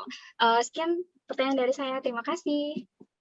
Terima kasih Putri. Baik, silakan. Saya persilakan kepada Ibu Uni. Kita ada 3 pertanyaan tadi Bu Uni dari Syahna, Yuniar, dan Putri. Pertanyaannya kurang lebih relevan semuanya, masih berdomain soal representasi perempuan ya. Oh, betul Bu Uni, pertanyaan juga kritis-kritis. Dan ini calon masa depan, perempuan masa depan ini Mbak Uni semuanya. Perempuan ya. Betul. Thank Silakan you. Bu Uni. Sana klik perempuan di media, perempuan masih dipotret diskriminatif dan juga apa namanya lebih banyak menjadi kayak tadi saya sering pakai istilah office flower ya, kayak cuma buat pemanis untuk meningkatkan kalau di TV rating ya. Kemudian kalau di media digital ini adalah klik atau page views ya. Itu benar. Saya mau kasih contoh ya. Jadi WhatsApp grup Pemret Perempuan yang tadi saya cerita itu terbentuk di akhir tahun 2018. Kalau nggak salah 2018, ingat nggak? Soalnya saya Google dulu. Ini dipicu oleh kasusnya Vanessa Angela. Nah, ini lagi-lagi Vanessa Angela tuh makanya kemarin kami Pemret Perempuan tuh sedihnya minta ampun ya. Vanessa Angel itu punya peran yang memicu terbentuknya WhatsApp grup Pemret Perempuan yang sekarang anggotanya ada 21 orang ya. Vanessa Angel itu kan ada kasus yang dulu di Surabaya itu loh, yang berkaitan dengan apa namanya kasusnya dia yang awal-awalnya yang bikin dia heboh ya, itu tahun berapa ya? Vanessa Angel Surabaya, kasus Surabaya. 7 ya. Jadi dia kasusnya itu akhir sekitar Desember 2018 dan waktu itu media semuanya for the sake of klik itu padahal dia belum dinyatakan sebagai tersangka ya, dia masih diperiksa, itu dia sudah ditulis dengan nama lengkap Vanessa Angel ya, semuanya. Karena apa? Tadi saya katakan media itu sangat mengandalkan pada algoritma dari platform distribusi, dalam hal ini adalah Google ya, dan juga Facebook. Jadi keyword, kuncinya search engine optimization itu adalah keyword. Keyword Vanessa Angela pada saat itu luar biasa. Sedemikian sehingga yang terjadi adalah penghakiman, ya kan? Yang laki-lakinya sama sekali nggak dikejar-kejar sama media. Ya, it takes two to tango ini kan menyangkut 2 ya. Kemudian ada mucikarinya lagi waktu itu disebut ya. Tapi yang dikejar-kejar adalah Vanessa dan semuanya menjadi Vanessa. Jadi pada saat itu kami beberapa merasa miris. Ya, ini adalah otokritik kepada media.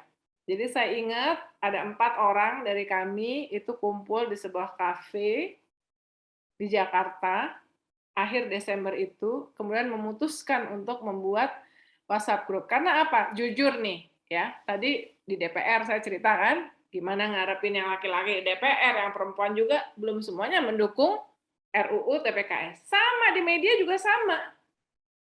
Ya.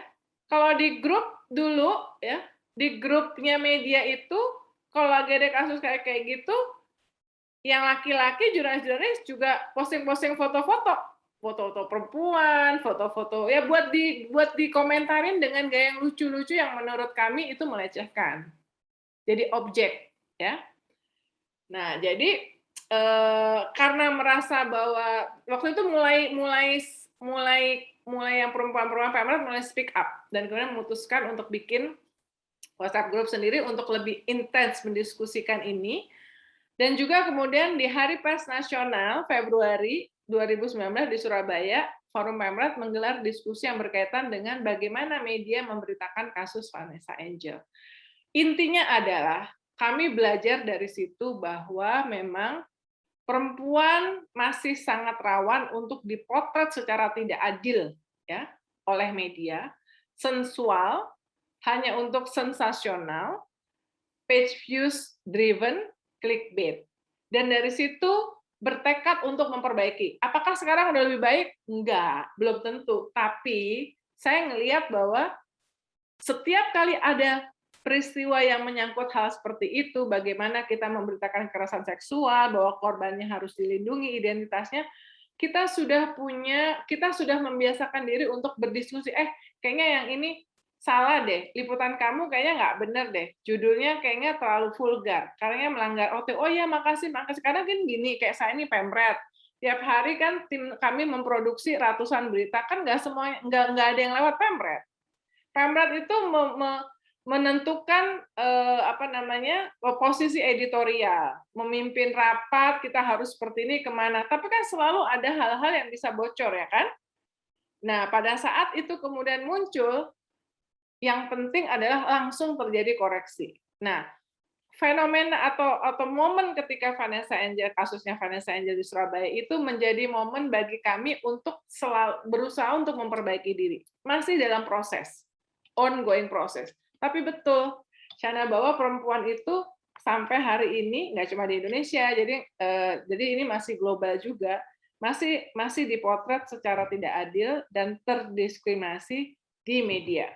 Ya, jadi termasuk yang lewat judul apa segala macam.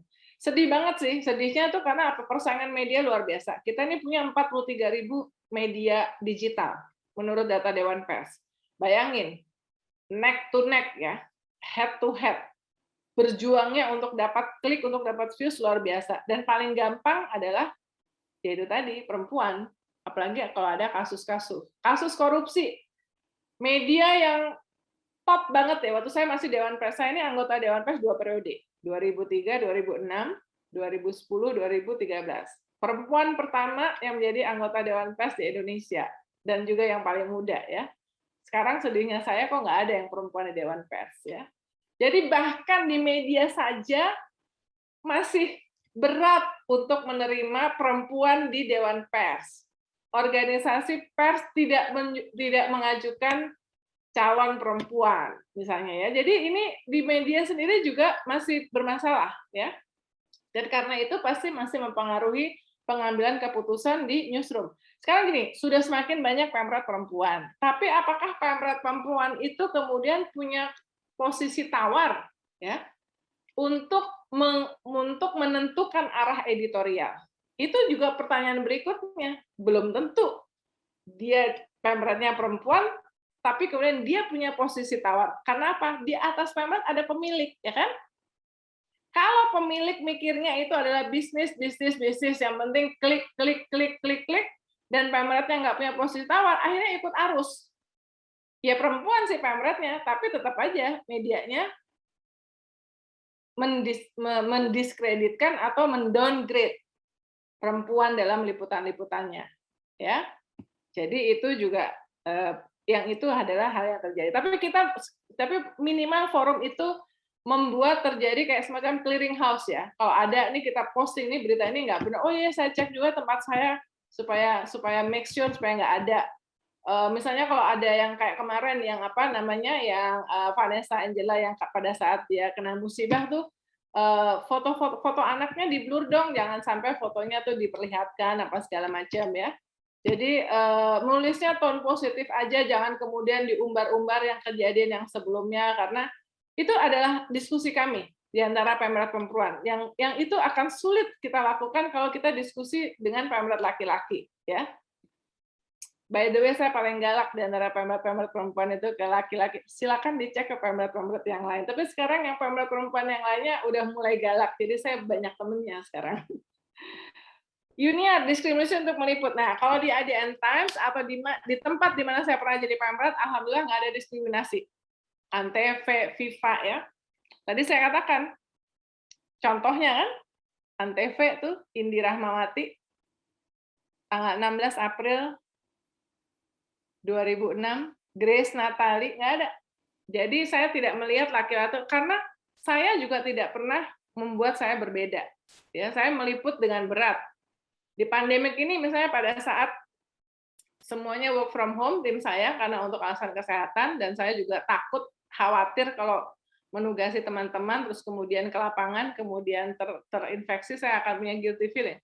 Ketika semuanya kita sejak 17 Maret itu work from home, saya yang pertama turun ke lapangan langsung. Waktu itu saya ke TPU Pondok Rangon, itu adalah kuburan untuk COVID, karena pada saat itu habis Lebaran itu sehari itu bisa 150-200 yang dimakamkan. Saya mau nugasin tim kamera person saya nggak tega, ya. Jadi saya dulu deh yang turun ke lapangan, ya. Jadi 2 kali saya ngeliput langsung ke lapangan dan saya lihat, dan sebetulnya kan kalau ngeliput orang yang sudah meninggal kan tidak menularkan virus, ya, tapi enggak, kan orang masih takut. Jadi memang perempuan ini sebagai pemret, nah ini juga satu, kalau ditanya apa yang tipsnya jadi pemret perempuan, harus walk the talk, nggak bisa nyuruh-nyuruh doang. Kalau yang cowok-cowok boleh nyuruh-nyuruh doang. Kalau cewek harus nunjukin bahwa dia juga bisa. Palu, saya termasuk yang pertama kali datang ke sana. Tadi saya katakan sudah setiap bencana saya selalu pengen datang duluan ke lapangan untuk juga membuka jalan, mengetahui assessment buat tim saya apa yang diperlukan kalau saya kirim, ya. Jadi karena saya seperti itu, saya nggak pernah beda-bedain, ya. Apalagi di IDN Times itu ada 7 pilar, ya. Ada termasuk pilarnya itu ada gender equality, redefining beauty, ya, anti sexual harassment. Jadi nggak ada perbedaan, Yuniar. Tapi di tempat lain saya akui masih banyak, ya, masih banyak yang perbedaan itu, ya. Seringkali gini masalahnya, ini juga problem dari kalau misalnya mau kalau mau menunjuk editor, redaktur, bidang apapun, nggak ada pertimbangan gender tuh nggak ada. Kalau mau promosi yang saya tahu di banyak tempat itu yang terjadi justru dari perempuannya sendiri, karena tadi budaya patriarkis itu, ya, karena merasa bahwa perempuan harus mengurusin domestik, ngurusin anak. Maka ketika dia mau dipromosikan, dia misalnya yang menolak. Karena apa? Karena kalau dipromosikan, berarti beban pekerjaannya makin berat. Padahal saya masih harus ngurusin anak, ya. Tidak selalu gampang mendapatkan pengasuh, ya kan? Saya tuh dari anak saya umur 20 hari udah saya bawa ke kantor karena rapatnya malam. Jadi saya bawa ke kantor, saya bawa-bawa tuh sambil rapat, sambil nengok, berapat. Untungnya dulu reporter-reporter kalian kenal Isyana Bagus Oka yang di apa?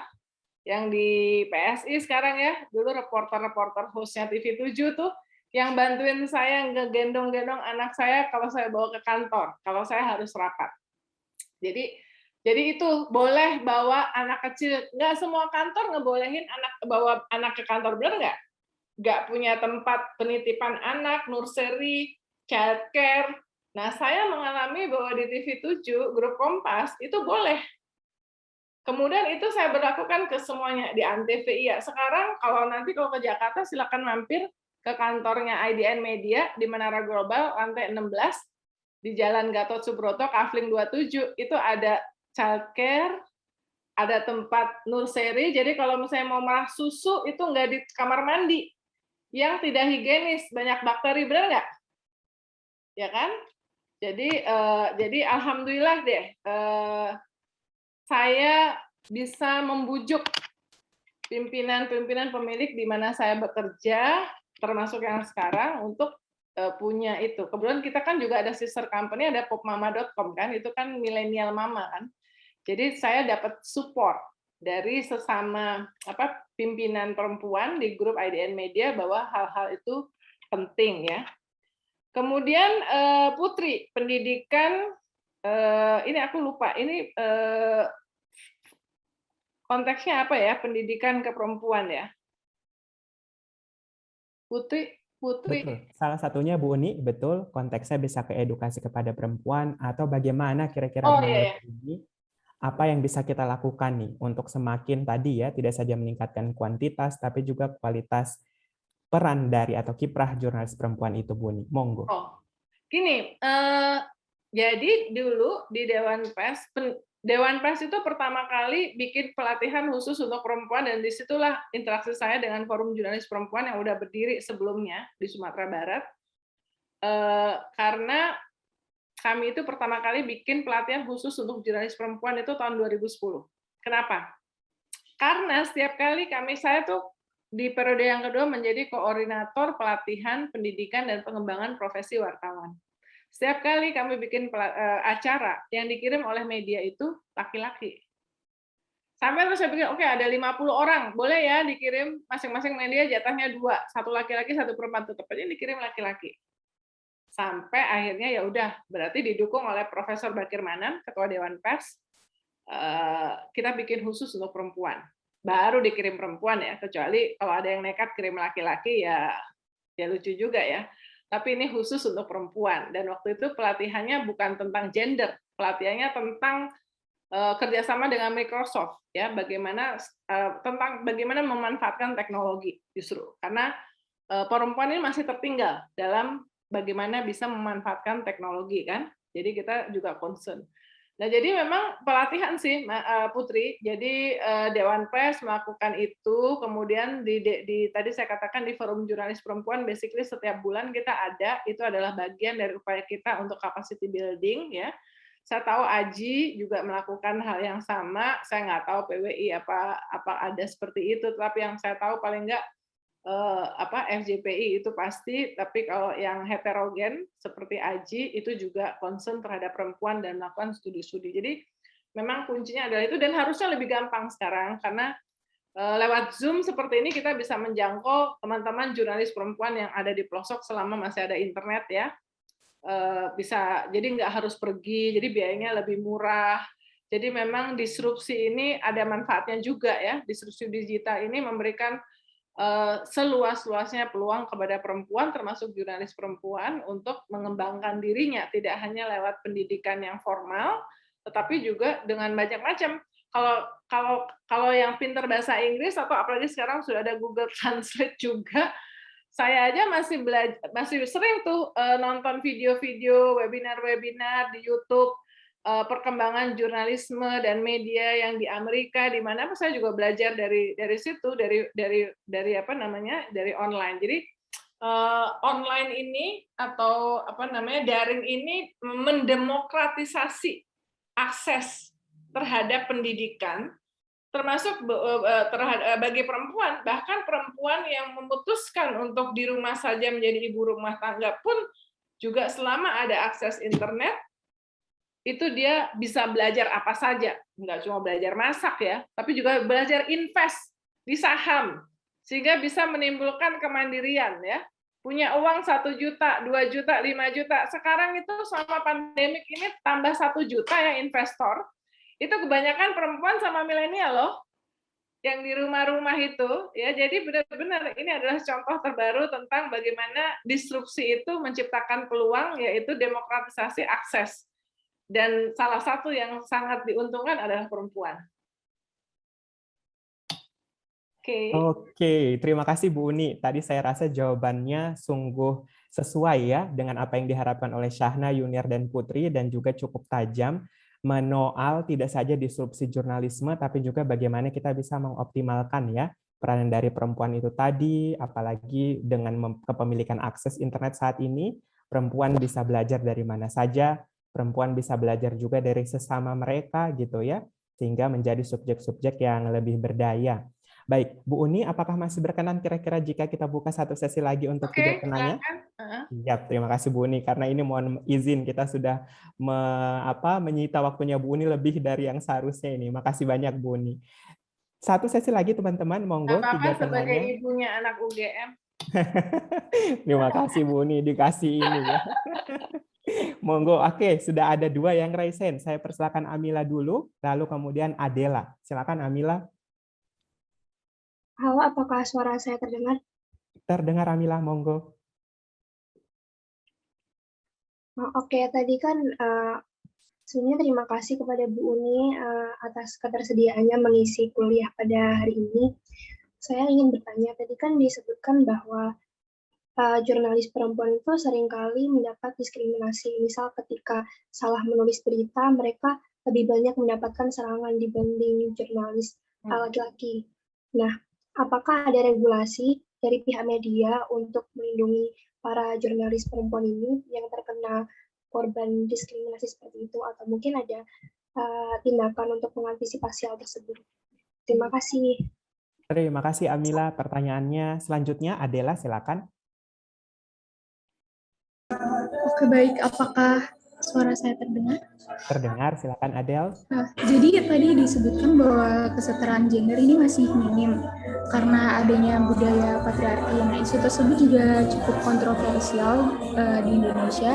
Nah, jurnalis perempuan ini mungkin bisa menjadi bagian perwujudan dari kesetaraan gender tersebut, di mana masyarakat dapat memperjuangkan hak perempuan untuk ikut andil dalam berbagai aspek kehidupan. Nah, di era modern ini, apa saja menurut Mbak, apa saja peran jurnalis perempuan dalam menghadapi tantangan tersebut? Terima kasih.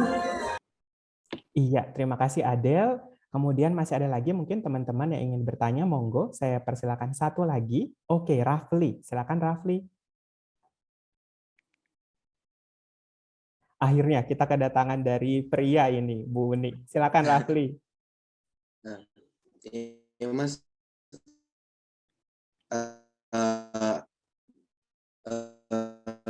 misi Mbak Mas izin bertanya, aku ingin tahu gimana sih cara media itu mengkurasi berita gitu. Udah ada big data processing, editorial corrections, tapi kenapa kadang ada media mempublikasikan berita yang melanggar kode etik jurnalisme?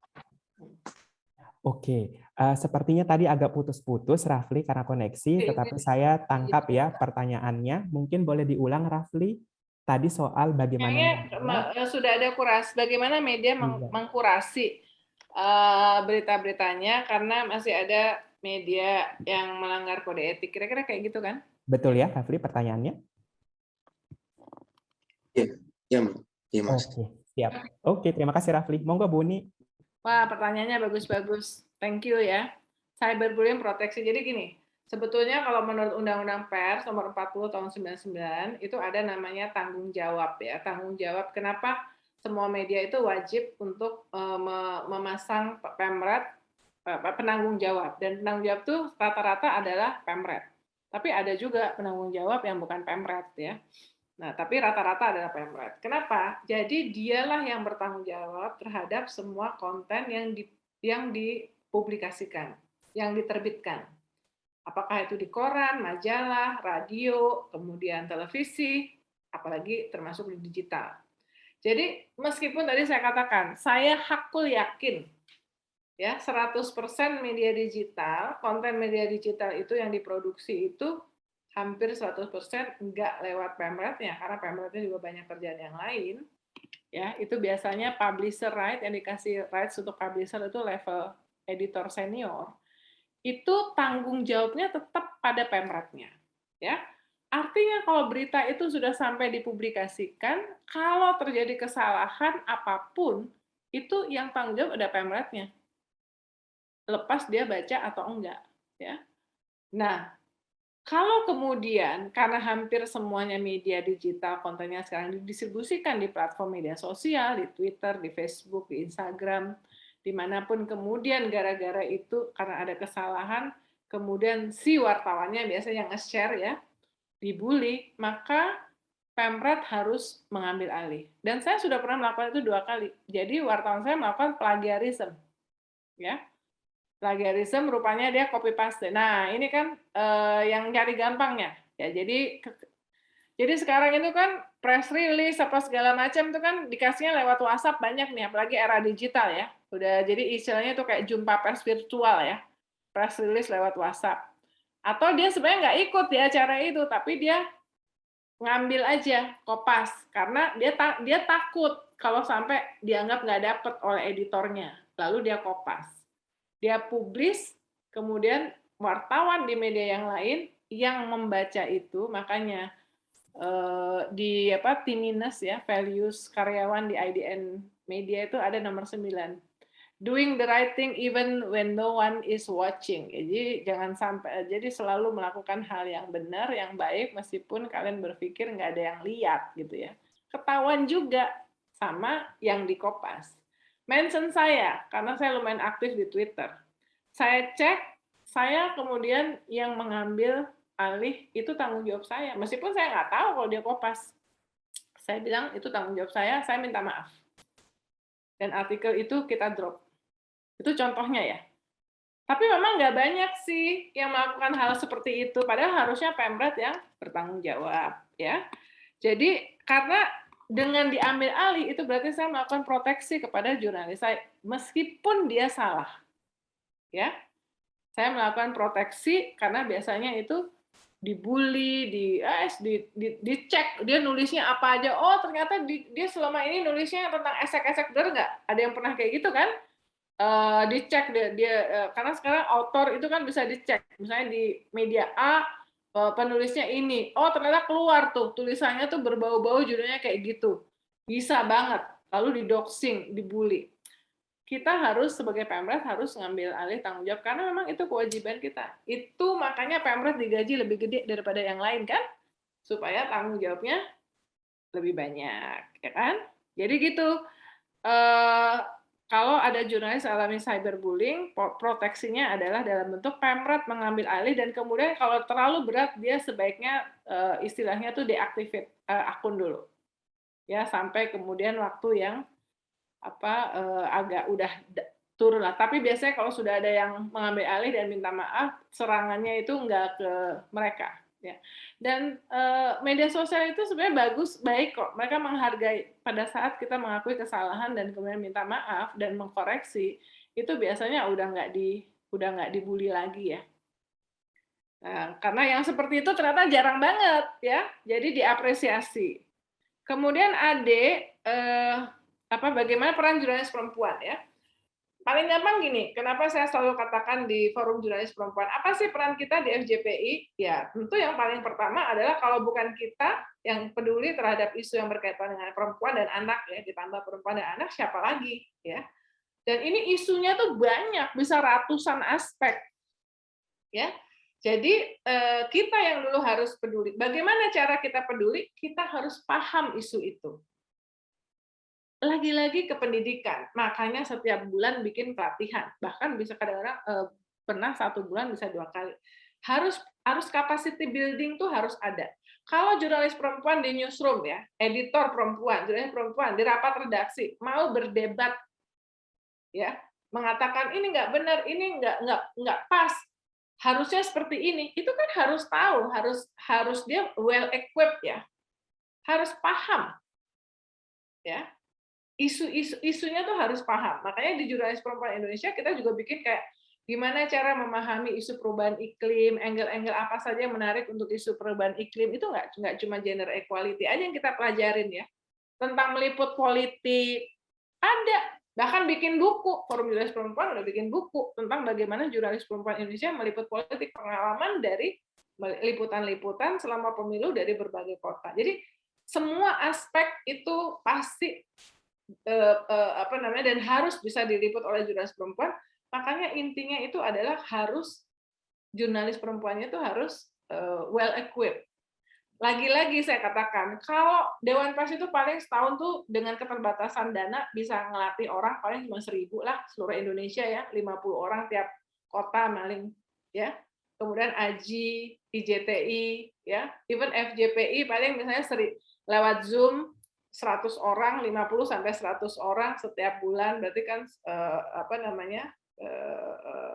12 pelatihan setahun. Tapi kan gini, sekarang itu tadi selama punya akses kepada internet, kita bisa belajar dari manapun. Nah sekarang tinggal terpulang kepada jurnalis perempuannya, apakah dia mau belajar atau enggak. Karena bahannya udah tersedia banyak, ya, baik itu dari dalam negeri maupun dari luar negeri. Jadi itu yang paling penting, yang paling simple. Kalau bukan kita, jangan ngarepin yang lain. Tapi saya senangnya di pelatihan-pelatihan FJPI itu banyak juga yang jurnalis laki-laki yang ikut loh. Jadi kayak Rafli gini yang peduli itu banyak. Mereka malah kemudian ada ikut perubahan iklim, terus kemudian ikut lomba menang juara 1. Padahal gara-garanya ikut pelatihan di FJPI, cowok lagi ya. Bagaimana cara media sudah melakukan kurasi tapi masih melanggar kode etik. Nah, gini cara kerja media nih teman-teman ya. Saya contohin yang saya nih. Hari Senin jam 9.30, 1,5 jam, saya mimpin rapat redaksi mingguan. Di situ ada evaluasi dari minggu sebelumnya, kemudian plan masing-masing editor, dan editor itu sebelumnya udah rapat dengan reporter-reporternya di setiap rubrik, kemudian mengusulkan apa yang akan mereka produksi di minggu ini, ya, di minggu ke depan, itu hari Senin. Nah, di situ kemudian, ya, kalau saya mungkin karena saya 2 periode jadi anggota Dewan Pers, buat saya kode etik jurnalistik itu penting, dan itu nggak cukup sekali. Nggak cukup, misalnya di awal jadi wartawan, baru masuk, disuruh kasih pelatihan kode etik jurnalistik 2 jam, nggak cukup. Itu harus diingetin setiap hari. Harus diingetin setiap rapat. Kalau lagi ada peristiwa misalnya pesawat jatuh, langsung hati-hati ya, gambar jenazah jangan dieksploitasi. Jadi yang namanya mengingatkan itu, jadi memahami atau diingatkan soal kode etik itu nggak cukup sekali seumur hidup pada saat baru masuk ikut pelatihan, atau sekali dalam 6 bulan ikut pelatihan, atau sekali dalam setahun. Harus terus-menerus. Termasuk di rapat mingguan. Ya. Nggak gampang, di awal-awal masih banyak bolongnya, ya. Masih ada pakai kata menggagahi untuk perkosaan, gagahnya di mana merkosa orang, ya kan? Masih pakai kayak karena dia melihat di media lain ada menggunakan itu. Jadi dia ikut, dia pikir itu adalah yang tepat. Harus ada SOP juga. SOP harus selalu terus-menerus untuk diingatkan. Nah, enggak semuanya newsroom seperti itu, Rafli. Mungkin karena sibuk, mungkin karena rutinitas, mungkin karena tadi saya katakan ada terjebak dengan kejar-kejaran gimana caranya memproduksi berita secepat-cepatnya dan sebanyak-banyaknya. Ya.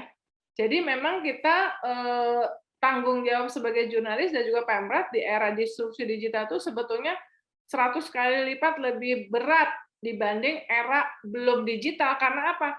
Tadi saya katakan, kalau dulu TV salah, lu mau protes kemana? Koran salah cuma ngomel-ngomel aja. Kalau sekarang kan kita salah, kita di-mention bisa dibully abis di media sosial. Artinya apa? Kalau kita care, memang tanggung jawab kita lebih besar untuk memastikan bahwa kita nggak melanggar, ya. Tapi seringkali persaingan, kompetisi, urusan bisnis, ya, itu memang membuat jurnalis atau pemret itu istilahnya itu apakah dia nggak tahu, lupa, atau memang ya sengaja membiarkan hal-hal itu terjadi for the sake of for the sake of click ya, for the sake of metric ya. Ya itu otokritik lah. Itu sih menyedihkan. Jadi sekalian saya titip nih sama teman-teman di sini, kalau misalnya ada berita IDN Times yang melanggar, tolong saya dikasih tahu ya, di-mention aja di Twitter saya atau di email ke saya unilubis@gmail.com ya. Terima kasih Bu Uni, tadi sampai dikasih tahu ya, Twitter beliau, email beliau boleh, dan beliau sangat senang sekali ya menerima masukan konstruktif tentu saja, apalagi kalau terkait dengan bagaimana supaya bisa tetap menjaga kualitas dari jurnalisme pemberitaan ya, dan saya kira itu yang juga tidak mengenal gender ya Bu Uni kalau soal itu, mau dia perempuan, mau dia laki-laki, semua punya peranan yang sama untuk menjaga kualitas, apalagi kepada teman-teman semua nih ya, calon penerus bangsa ini, calon jurnalis-jurnalis masa depan. Kebetulan karena mereka ada di semester 3 ini Bu Uni sekarang, dan di semester depan mereka kelas ini akan mengambil peminatan, khususnya di komunikasi UGM ini kita punya 2 peminatan yang existing Bu Uni. Satunya adalah Creative Media and Journalism, dan satunya adalah Strategic Communication. Nah, barangkali bagi mereka yang akan mengambil peminatan Creative Media and Journalism, ini semakin membuat mereka lebih yakin lagi, memantapkan keyakinannya gitu ya Bu Uni, untuk melihat sebenarnya fenomena media di Indonesia itu seperti apa, peluang dan tantangannya, khususnya perempuan. Karena di kelas ini saja, dari presentasi perbandingan antara kelamin laki-laki dan perempuan, most of them ini juga perempuan Bu Uni. Dan kalau kita lihat memang ya Bu Uni, perkembangan calon jurnalis masa depan, ini memang sebagian besar yang mengambil peminatan jurnalisme atau apapun namanya di beberapa kampus di Indonesia, ini memang rata-rata adalah perempuan. Nah tentu saja Sama ini sih di IDN Times, betul ya Bu Uni ya. waktu saya di Antv, jadi gini, yang terjadi Mas, jadi kalau misalnya kita rekrutmen, misalnya 3.000 orang yang melamar kalau di Antv, kalau di TV kan gede ya yang melamar. Nanti ujungnya 10 besar terakhir ya, 10 terakhir 7 perempuan, 3 laki-laki. Betul. Ya, di TV itu minat untuk kerja perempuan tinggi. Nah, tapi nanti begitu dia menikah, nah ini nih Nah teman-teman ini ya. Bu Uni, iya betul. Begitu dia menikah, itu terus kemudian banyak yang stuck karena bukan karena tidak diberikan kesempatan. Jadi ini kombinasi antara memang ekosistemnya misalnya tidak mendukung di kantor atau juga di rumahnya. Ya, jadi memang ekosistem itu memang sangat penting untuk dukungan bagi perempuan untuk bisa berkembang di karirnya, termasuk di perempuan jurnalis sih. Betul. Dan barangkali ini sekaligus juga saya minta closing statement dari Bu Uni, khususnya bagi mereka ini ya di kelas ini, maupun juga tentu bagi teman-teman kita di luar sana yang menyaksikan dari YouTube, terkait dengan mungkin yang mereka pelajar saat ini gitu ya, mahasiswa-mahasiswa yang akan memperoleh barangkali atau yang akan menjejaki karirnya gitu ya di bidang ini sebagai jurnalis maupun lainnya, apa pesan yang bisa Ibu Uni sampaikan, khususnya kalau nanti kita kaitkan dengan tema kita hari ini. Monggo Bu Uni sekaligus closing statement. Silakan. Ya, terima kasih. Jadi memang tema kita kan intinya adalah bagaimana disrupsi itu berdampak pada kerja jurnalis perempuan. Jurnalis perempuan adalah bagian dari masyarakatnya ya. Jadi termasuk bagian dari perempuan secara umum, dan disrupsi itu sama dampaknya terhadap perempuan secara luas maupun jurnalis. Nah, tetapi saya ingin kita mengakhiri dengan optimis ya, bahwa disrupsi yang seringkali dikaitkan dengan digital itu sebetulnya memberikan peluang ya, memberikan peluang yang luar biasa, memberikan akses dan demokratisasi buat perempuan untuk berkembang ya, karena tidak ada yang bisa memonopoli informasi. Nah, tetapi buat teman-teman yang laki-laki di sini, pemberdayaan perempuan, penguatan perempuan itu bukan hanya kepentingan dari perempuan, tapi kepentingan dari bangsa ya, kepentingan dari masyarakat, kepentingan dari dunia, kepentingan dari keluarga, karena dia adalah salah satu yang yang sama-sama menentukan generasi masa depan. Jadi bagaimana caranya supaya itu terjadi? Kita bisa mulai dari support ya, saling support ya, saling support di antara perempuan, kemudian yang laki-laki kan ada hashtagnya tuh apa namanya he for she ya. Jadi he for she ada hashtagnya tuh yang dibuat oleh UN ya, PBB. Saya kalau nggak salah yang jadi global ambassador-nya itu yang jadi Hermione di Harry Potter, si Emma Watson ya. Itu Hermione yang di Harry Potter, he for she. Jadi bagaimana laki-laki juga bisa mensupport perempuan, dan perempuan support perempuan tuh lebih penting lagi. Dan buat kalian yang akan mengambil jurusan komunikasi, sebetulnya itu cuman on the other side, ya. Jadi komunikasi biasanya ada di situ ya, itu jurnalis atau media ada di sini. Itu tinggal pindah-pindah posisi aja. Pemahaman yang perlu apa hal yang perlu dipahami itu sama ya. Sama gitu. Jadi makanya kalau di Northwestern University saya pernah duduk tuh seminggu di kelasnya, itu dianggap sebagai sekolah jurnalisme yang paling laris ya. Itu ada namanya yang ngambil jurnalisme itu diajarin gimana caranya supaya dia bisa menulis, mengemas kontennya secara populer sebagaimana orang marketing menjual produknya. Sebab jangan sampai jurnalis nanti pakai kalimat-kalimat yang belibet-belibet sehingga nggak dipahamin, yang muter-muter nggak karu-karuan. Sementara yang mengambil kelas komunikasi dan marketing itu diajarin gimana caranya untuk mengetahui cara kerja jurnalis sehingga dia bisa memberikan ideas ya, kalau dia mau di perusahaan atau lembaga yang memang itu news value-nya tinggi. Jadi sebetulnya itu kayak dua sisi yang bisa akan bekerja secara saling mendukung. Jadi good luck semuanya. Semoga kalian lebih semangat lah. Siap, terima kasih Ibu Uni untuk closing statement, juga pesan semangat ya kepada para penerus bangsa ini, calon jurnalis masa depan juga barangkali ada yang berminat di itu. Dan mari teman-teman semua kita beri aplaus untuk Ibu Uni secara virtual. Terima kasih banyak untuk Ibu Uni atas semua masukan, pembelajaran yang kita dapat hari ini ya di sesi Zoom kita, luar biasa. Saya kira apa yang disampaikan oleh Ibu Uni barusan terkait dengan tema kita maupun juga hal-hal yang sebenarnya sungguh relevan untuk kita bahas. Dan kalau kita bercerita soal tema ini sendiri, saya yakin sekali dalam waktu 2 jam Zoom atau bahkan dalam 1 semester perkuliahan itu nggak cukup ya Bu Uni ya, karena sangat multidimensional, kompleks, komprehensif pula harus dibahas gitu ya. Tetapi tadi Ibu Uni sudah memberikan kita poin-poin penting yang nanti kita sama-sama, ini juga saya kira menjadi PR bareng-bareng ya Bu Uni. Tidak saja saya di pengajar, tidak saja teman-teman yang pembelajar ataupun calon jurnalis di masa depan, Ibu Uni yang saat ini tengah terus berjuang gitu ya untuk memperjuangkan kesetaraan ini, maupun juga saya kira lebih besar lagi, sistemik yang lebih besar lagi perlu untuk kemudian menciptakan ya ruang-ruang yang setara dalam berbagai bidang, termasuk salah satunya di jurnalisme, apapun nanti itu eranya. Kalau sekarang barangkali yang disampaikan Ibu Uni tadi gitu ya, era digital mungkin beberapa puluh tahun ke depan, di mana kalian semua nanti akan menjadi penerus, itu mungkin tantangannya akan beda lagi ya Bu Uni ya. Mungkin tantangannya tidak sesama perempuan, tidak sesama laki-laki, tapi mungkin tantangannya sudah dengan artificial intelligence, yang nanti barangkali akan gitu ya barangkali melunturkan atau menjadikan tantangan-tantangan humanisme di dalam jurnalisme ini mungkin nanti akan tergerus. Kita tidak tahu ya, dan mungkin akan ke sana arahnya kemudian.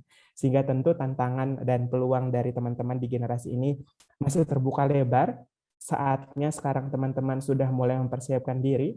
Kalau tadi Ibu Uni menyampaikan ke kita, perempuan atau mungkin tidak saja perempuan, walk the talk. Jangan hanya omong doang. Betul ya. Walk the talk. Betul, harus walk the talk. Tidak bisa nggak boleh hanya manja omong juga doang. ya, perempuan nggak boleh manja. Sepakat, betul ya. Harus menunjukkan sebagai subjek yang berdaya justru ya Bu Uni. agar tadi bisa meruntuhkan barrier-barrier stereotip yang selama ini melekat kepada perempuan secara spesifik. Dan untuk laki-laki, termasuk untuk saya juga ini ya pesannya, tadi tidak boleh kemudian meremehkan, tidak boleh kemudian mengesampingkan, meminggirkan peranan ini. Karena saya juga mengutip tadi dalam slide dari Ibu Uni ya, yang disampaikan Ibu Menlu Retno, saya sangat sepakat. Empowering women itu sama dengan empowering human rights, kebutuhan kita semua ya, hak asasi manusia. Sehingga saya kira pesan-pesan itu sungguh kuat dan powerful. Mari kita tanamkan teman-teman semua di dalam benak kita, dan juga nanti semoga bisa menjadi bentuk aksi-aksi nyata dari kita. Dan tentu Ibu Uni, kita berharap kolaborasi-kolaborasi yang lebih banyak lagi ke depan bersama Ibu Uni di IDN Times maupun juga di Forum Jurnalis Perempuan Indonesia. Saya bersyukur karena sebelumnya belum pernah jumpa dengan Ibu Uni, kita baru berjumpa via email waktu itu Bu Uni untuk menyelesaikan riset saya terkait dengan perempuan ini juga, dan sekarang akhirnya alhamdulillah puji Tuhan bisa berjumpa langsung dengan Bu Uni, mendengar secara langsung ya. Terima kasih sekali lagi untuk semuanya Ibu Uni dan tim. Tadi juga ada Mbak Putri, terima kasih sudah ikut hadir membantu. Dan terima kasih juga kami ucapkan, intinya saya mewakili tim pengampu, saya dan Mas Adam, serta juga segenap pengurus Departemen dan Program Studi Sarjana Departemen Ilmu Komunikasi Visipol UGM, ini mengucapkan sekali lagi terima kasih yang sebesar-besarnya kepada Ibu Uni dan tim atas kesempatan dan waktu yang diberikan kepada kita, ilmu dan pengalamannya sungguh berharga. Terima kasih juga kami ucapkan kepada tim yang bekerja luar biasa di balik layar, mulai dari mempersiapkan poster acara, sampai kemudian me-live streamingkan acara kita ini di YouTube. Beliau adalah Mas Adi, Mas Masat, Mas Anung, Hazu, Mbak Fitri, dan juga tadi ada sejumlah dosen-dosen yang ikut menyaksikan dari YouTube. Di antaranya Mas Yusuf yang mohon maaf belum bisa bergabung lewat Zoom, tetapi menyampaikan salam hangat untuk Ibu Uni dan tim dan kita semuanya. Akhirnya, terima kasih Ibu Uni. Akhirnya, terima kasih sekali lagi kepada Ibu Uni dan tim, teman-teman semuanya. Demikianlah kuliah praktisi ragam arena komunikasi di hari ini, 1 Desember 2021. Tidak berasa ya, sudah 1 Desember saja. Bulan depan sudah tahun 2022, kita song-song semangat yang lebih baru lagi, semangat memberdayakan bersama. Tadi yang saya tangkap dari Ibu Uni, tidak berhenti gitu ya, untuk selalu sama-sama saling mengoreksi pula. Akhirnya dari saya undur diri, sekali lagi mewakili segenap tim yang bertugas hari ini, mengucapkan terima kasih kepada Bu Uni dan tim, kepada tentu saja juga teman-teman kelas ini, dan yang sudah menyaksikan via YouTube Departemen Ilmu Komunikasi UGM. Terima kasih banyak. Wassalamualaikum warahmatullahi wabarakatuh dan selamat sore.